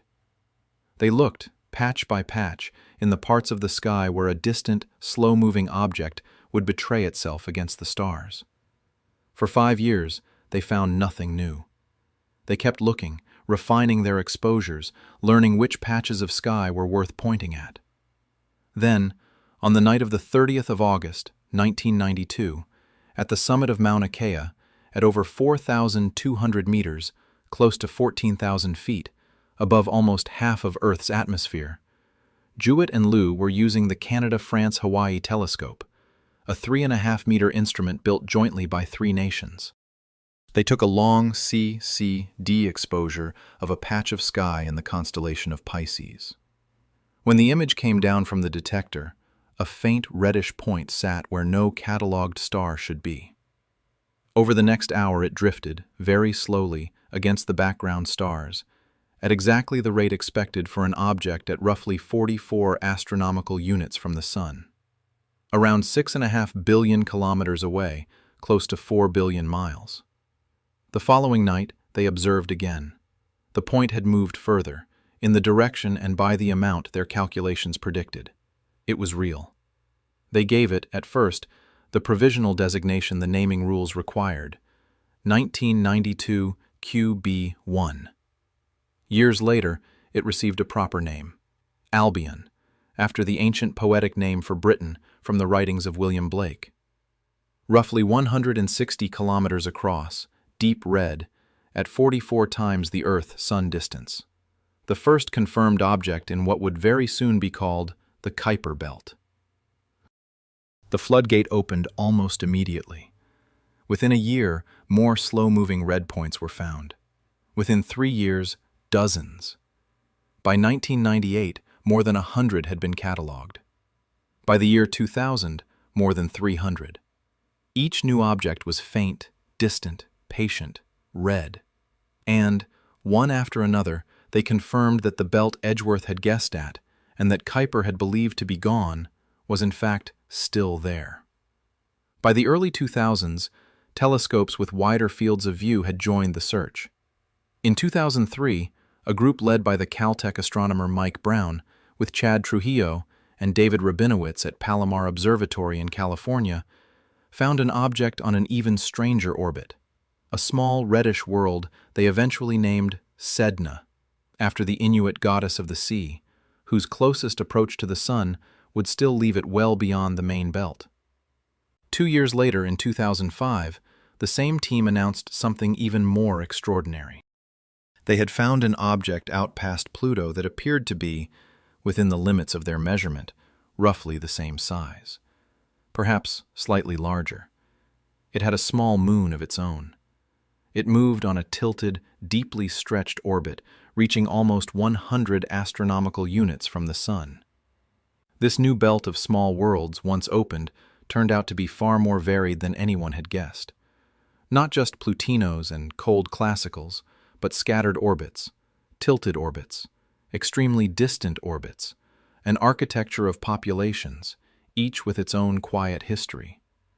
And somewhere inside that architecture, one particular discovery was already waiting, one that would force a decision the astronomical community had been avoiding for 70 years. By the middle of the 2000s, the count of confirmed Kuiper Belt objects had climbed past 1,000, then 2,000, then 3,000. And with those numbers came something more important than a growing catalog. Astronomers began to notice that the objects out there were sorted, grouped, layered. The belt was a structured place, with regions, with populations, with rules, and each population carried its own quiet story about the early solar system. Let us walk through those populations one at a time. The largest population, and the quietest, is called the cold classical belt. Cold, in this case, does not mean temperature. Everything out there is cold. Cold means dynamically cold. Orbits that are nearly circular and nearly flat, lying close to the plane of the planets. The cold classicals sit between about 42 and 47 astronomical units from the Sun. They do not cross Neptune's orbit. They circle the Sun in gentle, well-behaved loops that have gone almost undisturbed for 4.5 billion years. Because they have been left alone for so long, the cold classicals are our best window onto the raw material of the outer solar system. Their surfaces are unusually red. Their sizes tend to be small, and a striking fraction of them are pairs, two little worlds slowly orbiting each other, held together by their own weak gravity. When astronomers look at a cold classical, they are looking at a piece of the disk that formed the planets, still almost exactly where it was born. Closer in, a very different population dominates the region around 39 to 41 astronomical units. These are the resonant objects, and the largest group among them is called the Plutinos. Pluto itself is a Plutino. The name simply means small Plutos. Every Plutino is locked in a 2 to 3 resonance with Neptune. For every 2 orbits it completes around the Sun, Neptune completes 3. That precise timing means that whenever a Plutino wanders close to Neptune's orbit, Neptune is always on the far side of the Sun. The two never meet. The resonance protects them. It is a form of gravitational choreography that has kept Pluto safe for billions of years, and there are perhaps 1,000 other Plutinos following the same steps. Other resonances hold smaller populations. The Tutinos, in a 1 to 2 lock with Neptune, sit out around 48 astronomical units. A 3 to 5 resonance holds another cluster a little further in. Each resonance is a stable island in a sea of unstable orbits. Beyond the classical belt lies a third population, called the scattered disk. Its members have very different orbits, highly elliptical, steeply tilted. Some swing in as close as 30 astronomical units and out to 100 or more before returning. They almost certainly formed closer in and were flung outward by close encounters with Neptune in the early history of the solar system. Scattered disk objects tend to be gray rather than red, a hint that they spent their early years in a warmer neighborhood before being kicked out to the cold. Then, at around 48 to 50 astronomical units, something strange happens. The population thins, sharply. Almost overnight, in astronomical terms, the number of objects drops by a factor of 10 or more.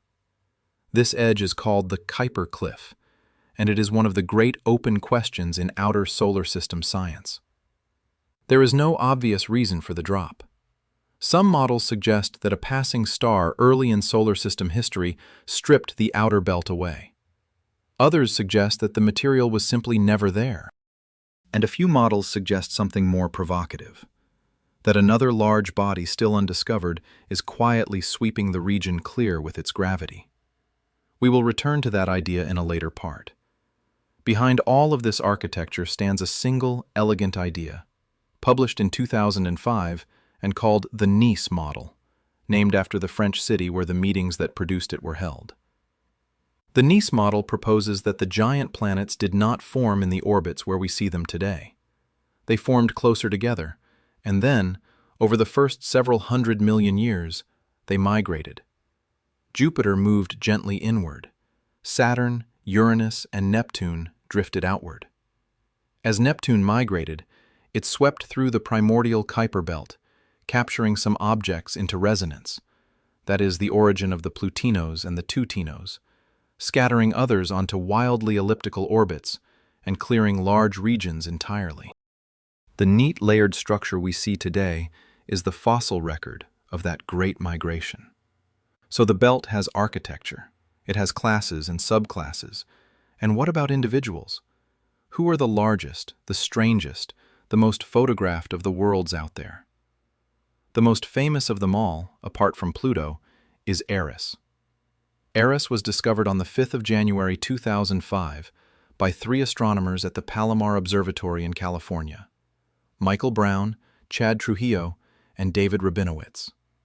The plates that revealed it had been taken in October 2003. 2 years of patient computer analysis were needed to notice the slow-moving speck. When measured, Eris turned out to be almost exactly the size of Pluto, about 2,326 kilometers across, roughly 1,445 miles, only slightly smaller and, based on its brightness at that distance, apparently more massive. A single moon was found later that year, named Dysnomia, after the Greek goddess of lawlessness, a daughter of Eris. Eris changed everything. If Eris was a planet, then Pluto was clearly a planet, and there might be many more planets waiting to be found. If Eris was not a planet, then Pluto, smaller, less massive, might not qualify either. The International Astronomical Union met in Prague in August 2006, and on the 24th of that month passed a formal definition. A planet must orbit the Sun, must be large enough for its own gravity to pull it into a round shape, and must have cleared its orbital neighborhood of other objects. Pluto and Eris both met the first 2 criteria. Neither met the third. A new category was created for them: dwarf planet. And so, quietly, our solar system went from 9 planets to 8, and gained in exchange a growing family of small, round worlds at its edge. Next comes Haumea. Discovered in December 2004, formally announced in 2005, and named for the Hawaiian goddess of fertility, Haumea is one of the strangest objects known. It spins on its axis in just under 4 hours, one of the fastest rotations of any body larger than 100 kilometers in the solar system. That spin has stretched Haumea into an elongated shape, roughly the profile of an American football, measuring 2,322 kilometers along its longest axis, 1,704 across the middle, and only 1,026 from pole to pole. It has 2 small moons, Hi'iaka and Namaka, named for 2 of the goddess's daughters. And in 2017, when Haumea passed in front of a distant background star, astronomers on 12 telescopes across Europe watched the star wink out slightly before and slightly after Haumea's own disk crossed it. That extra dimming meant something else was there. Haumea had a ring, about 70 kilometers wide, orbiting some 2,287 kilometers from the little world's center. It was the first ring ever found around a trans-neptunian object. Then, Makemake. Discovered in March 2005, again by the Palomar team, and named for the creator god of the Rapa Nui people of Easter Island.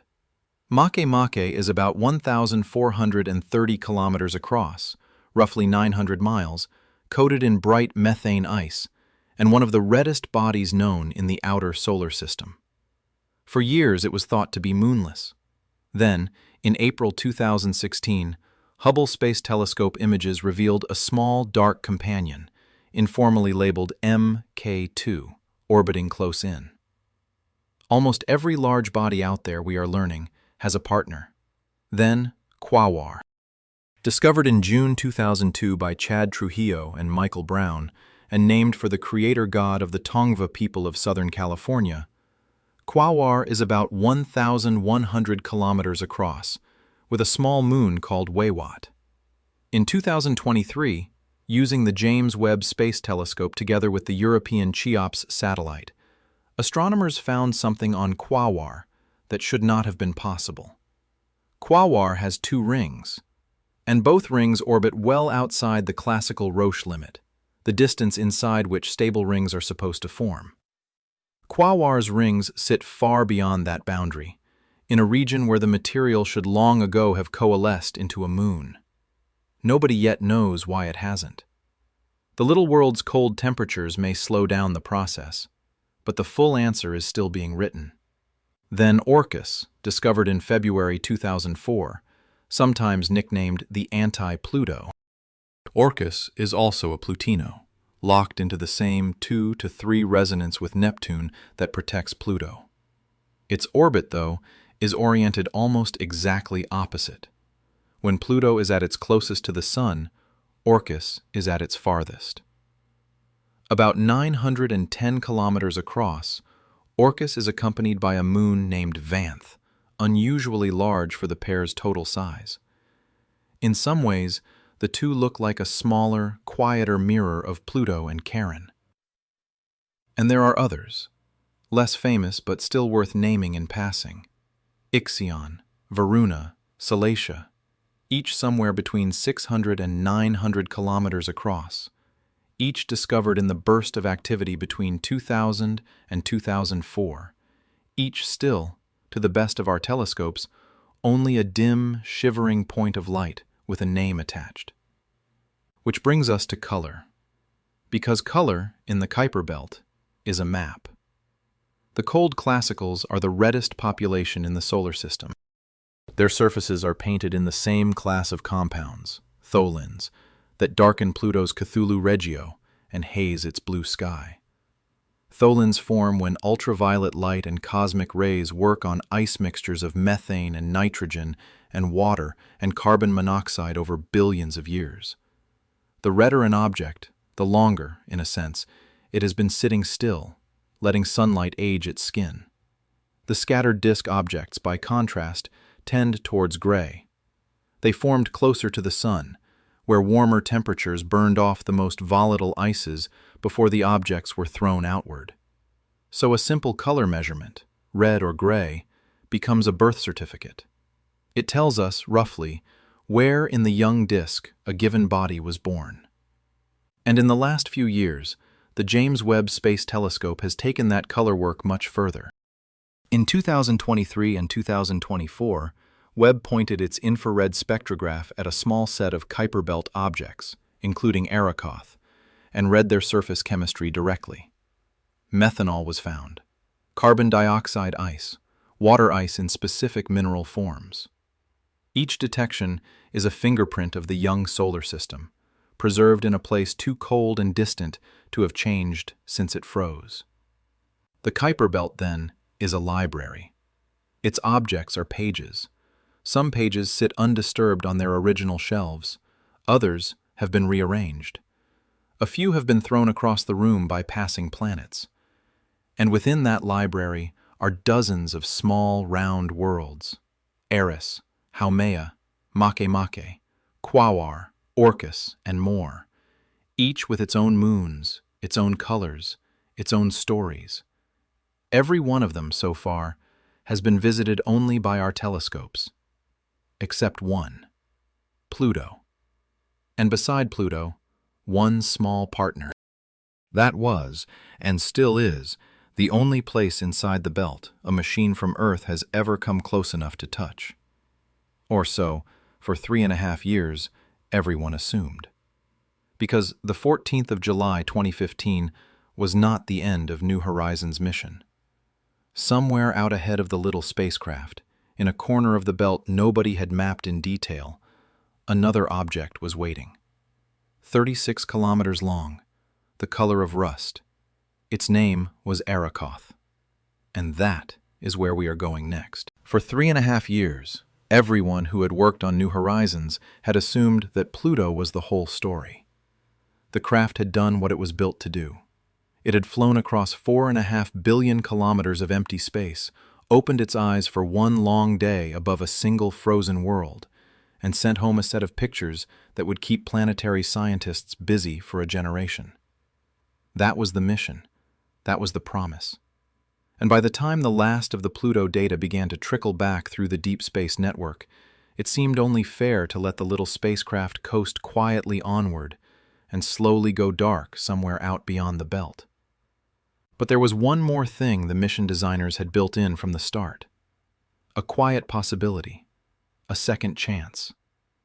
When Alan Stern and his team had first argued for New Horizons in the 1990s, they had always spoken of it as more than a Pluto mission. It was a Kuiper Belt mission. The whole point of pushing a craft this far out, at this speed, was to get inside the belt itself. And once you were inside, if you still had fuel, if you still had power, if you could find something worth aiming at, you could go somewhere else. A second world, deeper in, colder, older, a place no one had ever visited. The problem was that in 2006, when the craft was launched, we did not know of a single Kuiper Belt object that lay along its outward path. Nothing catalogued was close enough to the narrow corridor of sky that New Horizons would sweep through after Pluto. The fuel budget was tiny. The corridor was tiny. Any target had to sit almost exactly on the line the spacecraft was already flying. So the search began. In 2011, ground-based telescopes started scanning the region of sky ahead of New Horizons. For 3 years, they found nothing that would work. The Kuiper Belt is enormous, and even the largest ground telescopes cannot easily pick out an object 30 kilometers wide at 40 astronomical units. The team started to worry. If no target could be found, the extended mission would simply not exist. The spacecraft would fly on through empty space for the rest of its working life. In 2014, the mission convinced NASA to give them time on the Hubble Space Telescope. Hubble, above Earth's atmosphere, could see fainter and sharper than any ground observatory. Over the summer of 2014, Hubble stared into the narrow cone of sky ahead of New Horizons and, after a careful search, picked up 5 faint moving points of light. 3 were confirmed as real, distant, slow-drifting objects. And one of them, a body catalogued at first only as 2014 MU69, sat almost exactly on the corridor the spacecraft was heading into. It could be reached. The fuel would just be enough. Its early orbit gave a distance of about 44 astronomical units from the Sun. Its brightness suggested a diameter of perhaps 30 kilometers. Almost nothing else about it was known. It was a smudge of red light against the empty background, but it was a smudge in the right place. Through late 2015 and the first half of 2016, New Horizons carried out 4 small course corrections, nudging its trajectory ever more precisely onto the MU69 flight path.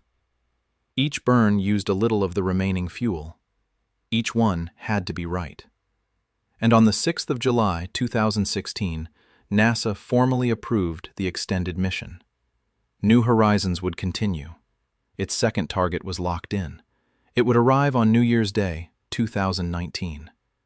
For most of the 3 years between Pluto and MU69, the craft went back into partial hibernation.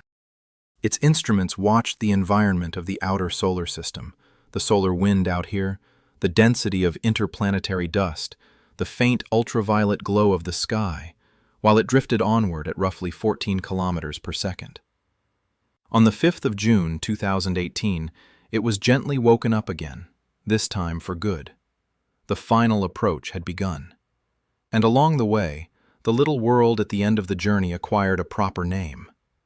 At first, in early 2018, the mission team had chosen the informal nickname Ultima Thule, a medieval Latin phrase meaning a place beyond the known world. It was meant as a poetic reference to the outer edge of everything ever mapped. But once the name entered wider use, historians pointed out that Ultima Thule had also been adopted, in the 20th century, by certain fringe groups in a way the team had not intended. The nickname was quietly retired. In November 2019, after the flyby was already complete, the International Astronomical Union approved a new official name proposed with the consent of the Powhatan tribal elders of the region where NASA headquarters stands. The name was Arrokoth, the word for sky in the Powhatan language. A quiet, appropriate name.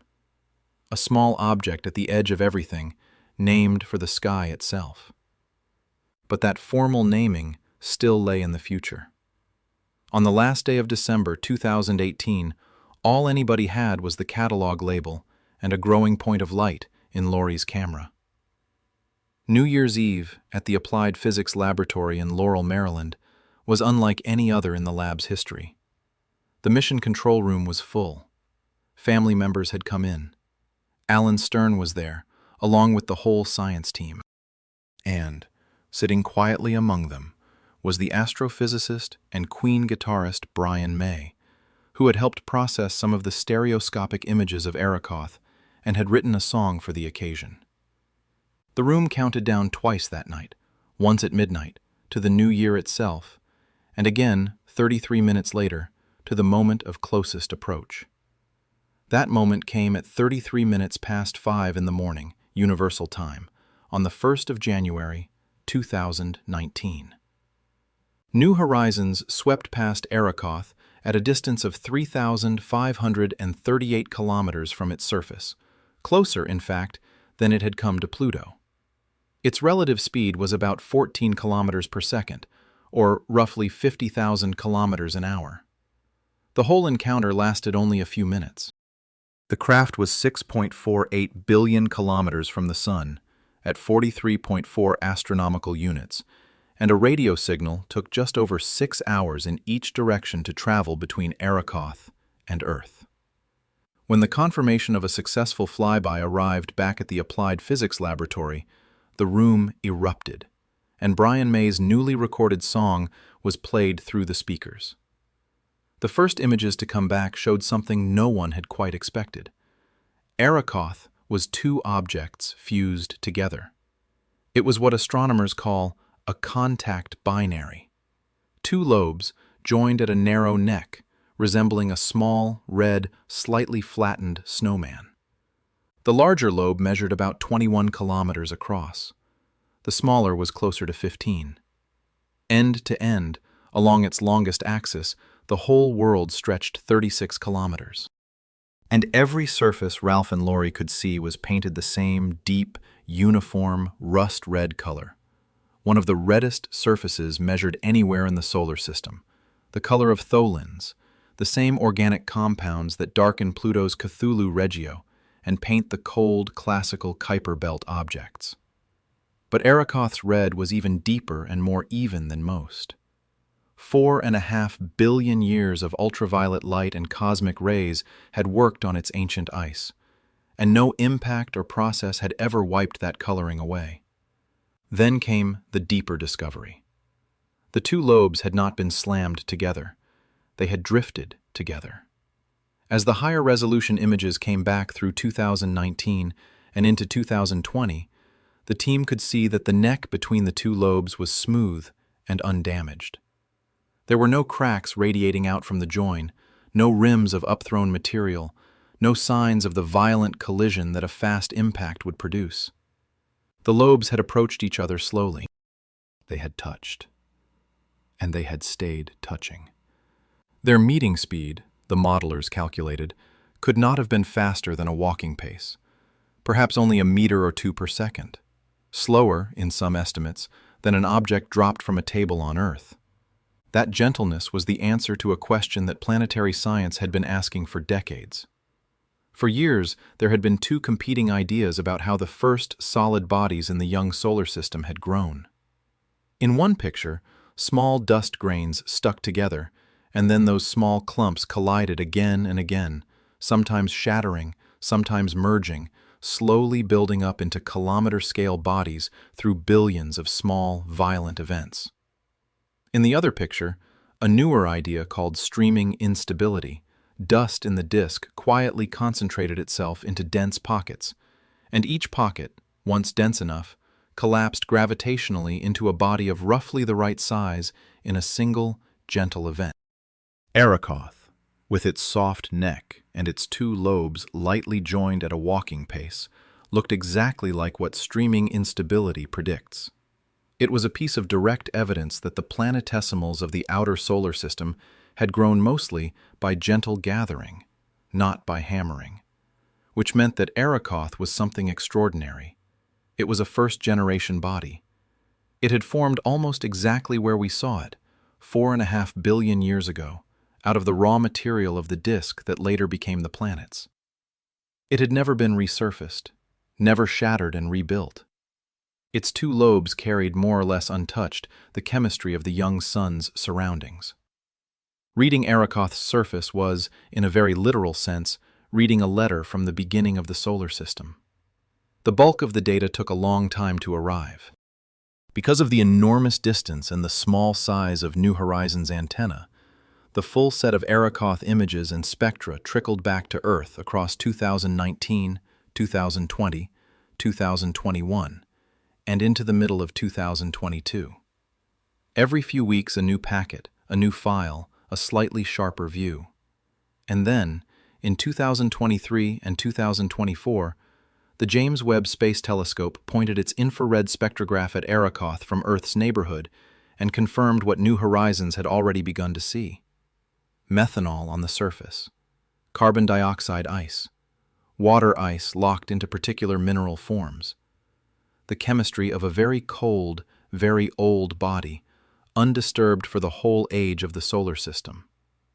By the middle of 2022, the last of the flyby data was safely on the ground. And the little spacecraft, having done a thing no one had ever done before, drifted onward once more into the dark. But Arrokoth was not the end of the story of the Kuiper Belt. Behind Arrokoth, further out, the belt did three things we still do not understand. It finned, sharply, when it should have kept going, a wall no model had predicted. It carried at least one lonely traveler on an orbit that had no business existing there, a small red world called Sedna, whose closest approach to the Sun is farther out than anything else in the catalog. And in the outermost dark, a small number of very distant bodies had begun to appear on our long exposure plates, their orbits all leaning strangely in the same direction, as if something we had never seen was quietly pulling on them from a piece of sky no one had thought to search. A wall, a lonely traveler, and something in the dark. Those are the three gentle mysteries of the outer belt, and where the next long evening of this journey will begin. Arrokoth was, in one sense, the end of the New Horizons flyby story. In another, it was a beginning, because as the little rust-colored world drifted behind the spacecraft, and the pictures started their long crawl home, the belt around it kept quietly revealing new questions. Some of those questions had already been sitting there for years, waiting for a mission to raise them. We are going to look at three of them tonight, three gentle mysteries that live in the outermost sky. The first is a wall. When astronomers began cataloging Kuiper Belt objects in the 1990s, the natural assumption was that the belt kept going. Neptune sits at roughly 30 astronomical units, 30 times the Earth-to-Sun distance, or about 4.5 billion kilometers, roughly 2.8 billion miles. The main body of the belt begins just outside Neptune's orbit, at about 30 astronomical units, and stretches out towards 50. Beyond 50, the same logic said, there should be more of the same. Perhaps a slow thinning, but not a stop. That was not what the telescopes found. By the early 2000s, once several thousand KBOs had been cataloged, a strange pattern was visible in the data. Between about 35 and 48 astronomical units, objects were plentiful. Then, at roughly 48 to 50 astronomical units, the number of detections dropped off sharply, not gradually, almost like a shoreline. Beyond that boundary, the count of known bodies fell by a factor of 10 or more and stayed low. Astronomers gave this drop a name, the Kuiper Cliff. It is one of the quietest, most striking features in our solar system, and nobody is yet sure what caused it. There are three main explanations, and each of them says something different about the story of the outer disk. The first explanation is simple. Perhaps the belt does continue past 50 astronomical units, and the objects out there are on average much smaller than the ones we can see, and our telescopes have missed them. This is possible. It is also, so far, not supported by deep surveys. The Hubble Space Telescope, and more recently, deep ground-based programs have looked hard, and the drop-off appears to be real. The second explanation is historical. In the young solar system, Neptune did not form where it sits today. It formed closer in, perhaps around 20 astronomical units, and migrated outward over hundreds of millions of years as it exchanged momentum with the surrounding icy debris. As Neptune moved, it swept the disk. Orbital resonances scattered some material inwards, kicked some outwards into the scattered disk, and cleared out the region beyond 50 astronomical units almost entirely. In this picture, the cliff is a scar left by the slow outward march of a planet, a permanent record of Neptune's long journey 4 billion years ago. The third explanation is the one that keeps coming back into the conversation. Perhaps something out there, still unseen, is doing the clearing. A body large enough and on a wide enough orbit that its gravity has been quietly grooming the far side of the belt for billions of years, thinning it, pushing some bodies inward or flinging others further out. That idea would remain an outside possibility, a footnote, if not for what happened one November evening in California, 16 years after the belt was first confirmed. The date was 14th of November, 2003. At Palomar Observatory, northeast of San Diego, 3 astronomers, Michael Brown of Caltech, Chad Trujillo of the Gemini Observatory, and David Rabinowitz of Yale, were running a wide-field survey of the outer solar system with the 48-inch Samuel Oshkin telescope. On plates taken that night, they spotted an unusually faint red point of light moving very, very slowly against the background stars. The slowness meant distance. And when the orbit was worked out, everyone looked at the numbers twice. The object, later named Sedna after the Inuit goddess of the sea, has an orbit unlike anything else known at the time.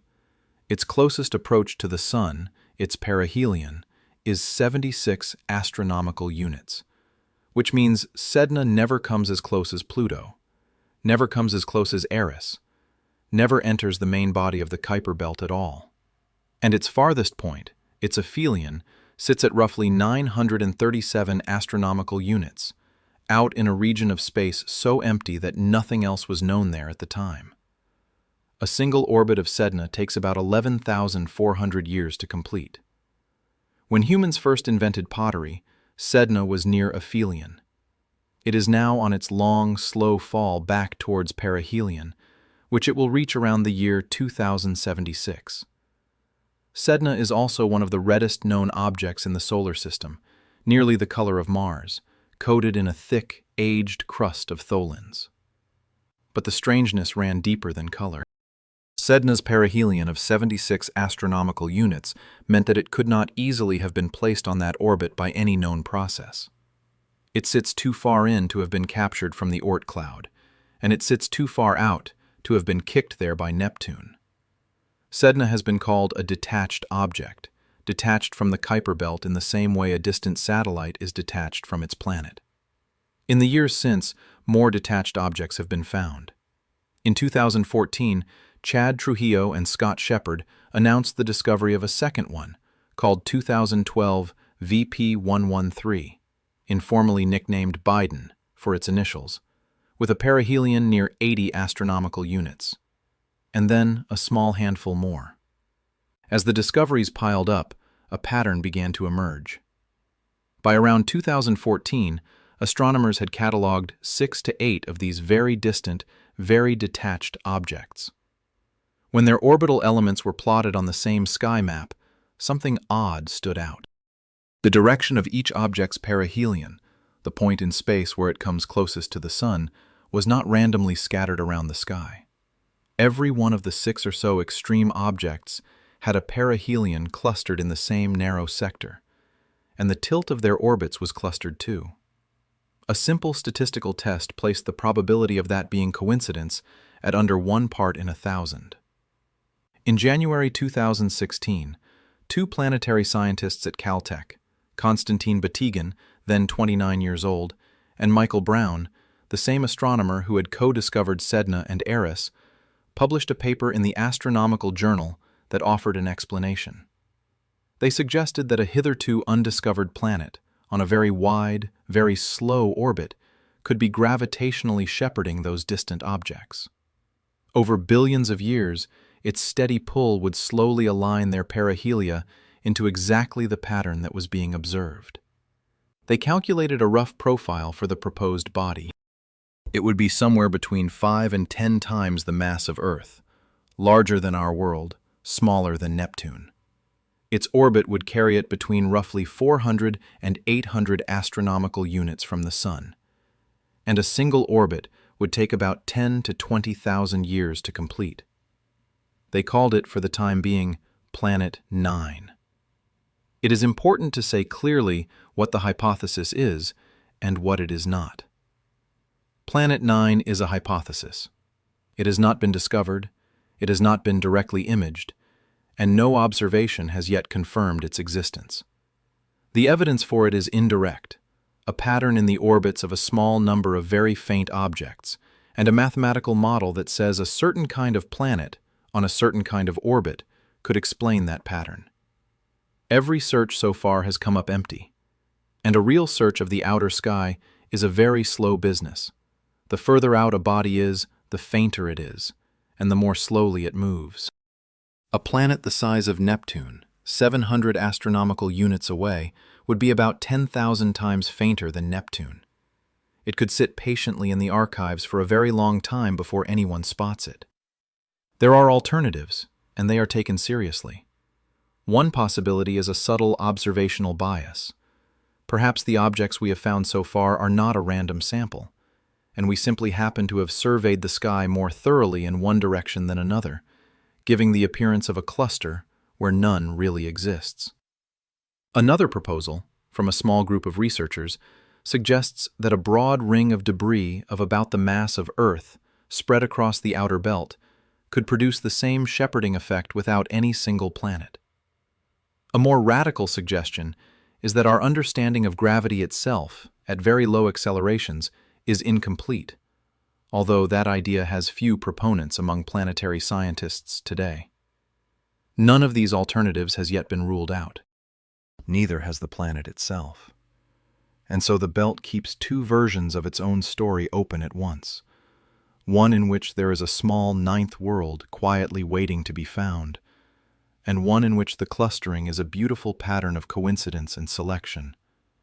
The search continues, and it is about to become much more powerful than it has ever been. In the mountains of northern Chile, at an altitude of about 2,700 meters on Cerro Pachon, sits a new telescope. Its name is the Vera C. Rubin Observatory, honoring the American astronomer whose careful measurements of galaxy rotation curves in the 1970s gave the world its first clear evidence for dark matter. Rubin's main instrument is an 8.4-meter optical telescope, carrying the largest digital camera ever built for astronomy, 3,200 megapixels, each exposure covering an area of sky about 40 times the size of the full moon. Beginning in 2025, it will scan the entire visible southern sky every 3 or 4 nights, for 10 years, in a program called the Legacy Survey of Space and Time. The survey is expected to find, over that decade, on the order of 35,000 new Kuiper Belt objects, roughly 10 times what we know today. Every distant, slow-moving speck the telescope catches will be added automatically to the catalog. If Planet 9 exists, and if it is bright enough to reflect any measurable sunlight, Rubin is expected to have a real chance of seeing it during those 10 years. And even if Rubin finds no ninth planet at all, its survey will map the far side of the belt in a way no instrument ever has, and either sharpen the clustering pattern into something impossible to ignore, or gently dissolve it into the noise. In parallel, the James Webb Space Telescope has already begun to change what we know about the belt's chemistry. In 2023 and 2024, Webb pointed its infrared spectrograph at several small trans-neptunian objects, including Arrokoth. It found methanol, carbon dioxide ice, carbon-hydrogen bonds. Each of these is a chemical signature of the ices that fed the young solar system, held in cold storage for 4.5 billion years. And Webb can keep reading. Every future spectrum of every distant world will read another page of that early record, a slow, patient collection of the recipes from which planets like ours were made. The belt, then, is not a finished story. It is a story still being actively written. And through all of this, all these mysteries, all these new surveys, all these open questions, a small piano-sized spacecraft is still flying. New Horizons is still out there. Right now, as you listen to this, it is somewhere near 60 astronomical units from the Sun. Its transmitter is still on, its instruments are still gathering data, and it is heading, very slowly, for a place further out than the Kuiper Belt itself. Where exactly is it tonight? What is it doing? And how much longer can it keep going? The story of one night is almost done. But the spacecraft that gave us that night is still out there, still working, and it deserves the last chapter. As of August 2026, New Horizons is roughly 65 astronomical units from the Sun.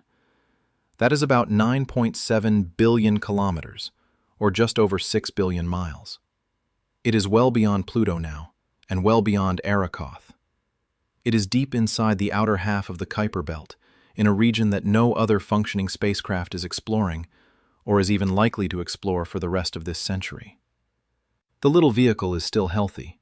Its radio still speaks with Earth through the great dishes of the Deep Space Network, antennas in Goldstone in California, in Madrid, and in Canberra, each of them 70 meters across. A one-way signal takes a little under 9 hours to make the crossing now. When the team on Earth wants to check on their craft and hear back, they wait almost 18 hours between question and answer. The signal itself, by the time it arrives, is so faint that the total energy delivered by a full hour of listening would not be enough to light a single grain of sand. Power comes from the same small nuclear source it launched with, a radioisotope thermoelectric generator, filled with about 11 kilograms of plutonium-238.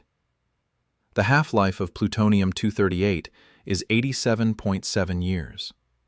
Every year, the fuel produces a little less heat than the year before, and the electrical power falls with it. At launch, in 2006, the generator delivered about 246 watts, enough to run a couple of household light bulbs. 20 years later, after losing roughly 3.5 watts every year, it delivers something in the range of 175 to 180 watts. Still enough, if the instruments are used carefully, to do real science. 4 of the 7 original instruments are still gathering data. Alice, the ultraviolet spectrograph, watches the light from distant stars as it passes through the tenuous gas at the edge of the solar system and reads what that gas is made of. SWAP measures the solar wind, the thin stream of charged particles blown outward from the sun as that stream slows and thickens near its boundary. Pepsi counts the higher energy particles and watches for the moment they begin to change character. And SDC, the student dust counter, an instrument designed and operated by university students at the University of Colorado, quietly counts every grain of interplanetary dust that strikes its small surface. The student dust counter has become one of the quiet stories of the extended mission. Before New Horizons flew, most models predicted that dust in the outer solar system should drop away sharply beyond about 48 to 50 astronomical units, the same distance where the number of Kuiper Belt objects drops off, the Kuiper Cliff.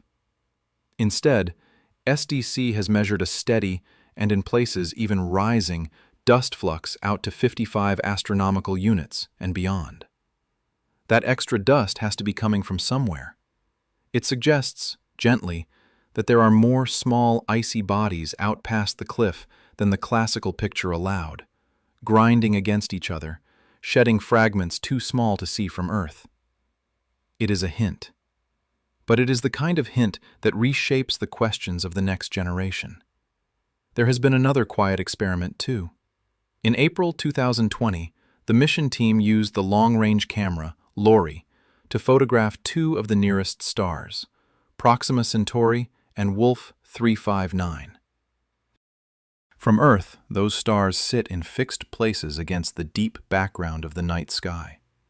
From New Horizons, more than 7 billion kilometers away at the time, the same stars appeared to shift, very slightly, against that background. It is the effect called parallax, the same effect your 2 eyes use to sense depth. Seen from two viewpoints separated by billions of kilometers, the nearest stars have measurable positions of their own. Those photographs were the first time in human history that a star field had been imaged from a place far enough away for our neighbor stars to visibly move. It was a small, poetic demonstration. It showed that New Horizons had become, in effect, our first observatory outside the inner solar system. Ahead of the spacecraft, the road narrows. By around 2038, 12 years from now, New Horizons is expected to cross out of the main Kuiper Belt entirely. Not long after that, in this direction of the sky, it is projected to reach the heliopause, the boundary where the solar wind can no longer push outward against the pressure of the interstellar medium. When it crosses that line, it will become one of only a handful of human-made objects to travel into true interstellar space, alongside Voyager 1 and 2 and the two silent pioneers before them. Current estimates give the instruments enough surviving power to keep working, at least in part, into the 2040s and possibly into the 2050s. After that, quiet. No new mission is on the way. Concepts exist. A large study called Interstellar Probe, developed at the Johns Hopkins Applied Physics Laboratory in Maryland, imagines a craft that could reach 400 astronomical units in a single lifetime. Alan Stern, who led the New Horizons mission from the beginning, has argued repeatedly for a dedicated Kuiper Belt object explorer, a spacecraft that would orbit a large body such as Quasar or Orcus or Sedna rather than fly past. These are only proposals. No such mission has yet been funded. For the foreseeable future, New Horizons is the only human presence in the Kuiper Belt, and it will remain so. So what did that one night and the years of quiet work around it actually leave us with? We learned that a small world at the edge of the solar system, 5.9 billion kilometers from the Sun on average, can be geologically alive. Pluto's heart is not a frozen relic. It stirs. Its nitrogen ice convects in slow polygonal cells. Its mountains are young. Its atmosphere is layered and blue. Its crust may hide a liquid water ocean, kilometers deep, sealed beneath the ice. None of that was expected in the old picture of small, distant bodies as frozen relics, incapable of any motion at all. We learned that the Kuiper Belt is a working library. Pages of the young solar system, preserved in place. Cold, classical objects, red with tholins, still sitting almost exactly where they were born 4.5 billion years ago. Plutinos locked into resonance with Neptune. Scattered disk bodies flung outward long ago by a passing giant planet. Ring systems around Quasar and Haumea. Small, round worlds, Eris, Makemake, Sedna, Gong, Salacia, and more, each with their own colors, their own moons, their own weather patterns of ice. We learned, from Arrokoth, that the old picture of how planetesimals are built, small pieces slamming together at high speed, was too violent. Arrokoth's two lobes touched gently, at little more than a walking pace. Its dust probably gathered in a slow cloud that collapsed under its own quiet gravity. The building blocks of the planets, it seems, were assembled patiently. And we learned, from Charon, that even a moon frozen almost to the temperature of interstellar space can carry a canyon 9 kilometers deep, and a dark polar cap colored by molecules that drifted across the space from a neighboring world. And there is a great deal we did not learn. We still do not know why the Kuiper Belt has a cliff, whether a large ninth planet is shepherding the strange orbits of Sedna and its handful of detached siblings from somewhere far out in the dark remains open. Sedna's origin, whether it was pulled out by a passing star 4.5 billion years ago, or by some sibling of the Sun that has long since drifted away, is still argued about in journals. No close look has ever been made at Eris, or Makemake, or Sedna. The surface of Quasar is a blur even to Hubble, and whether the small red worlds of the cold classical belt hide their own quiet oceans under their skin is something we cannot say from here.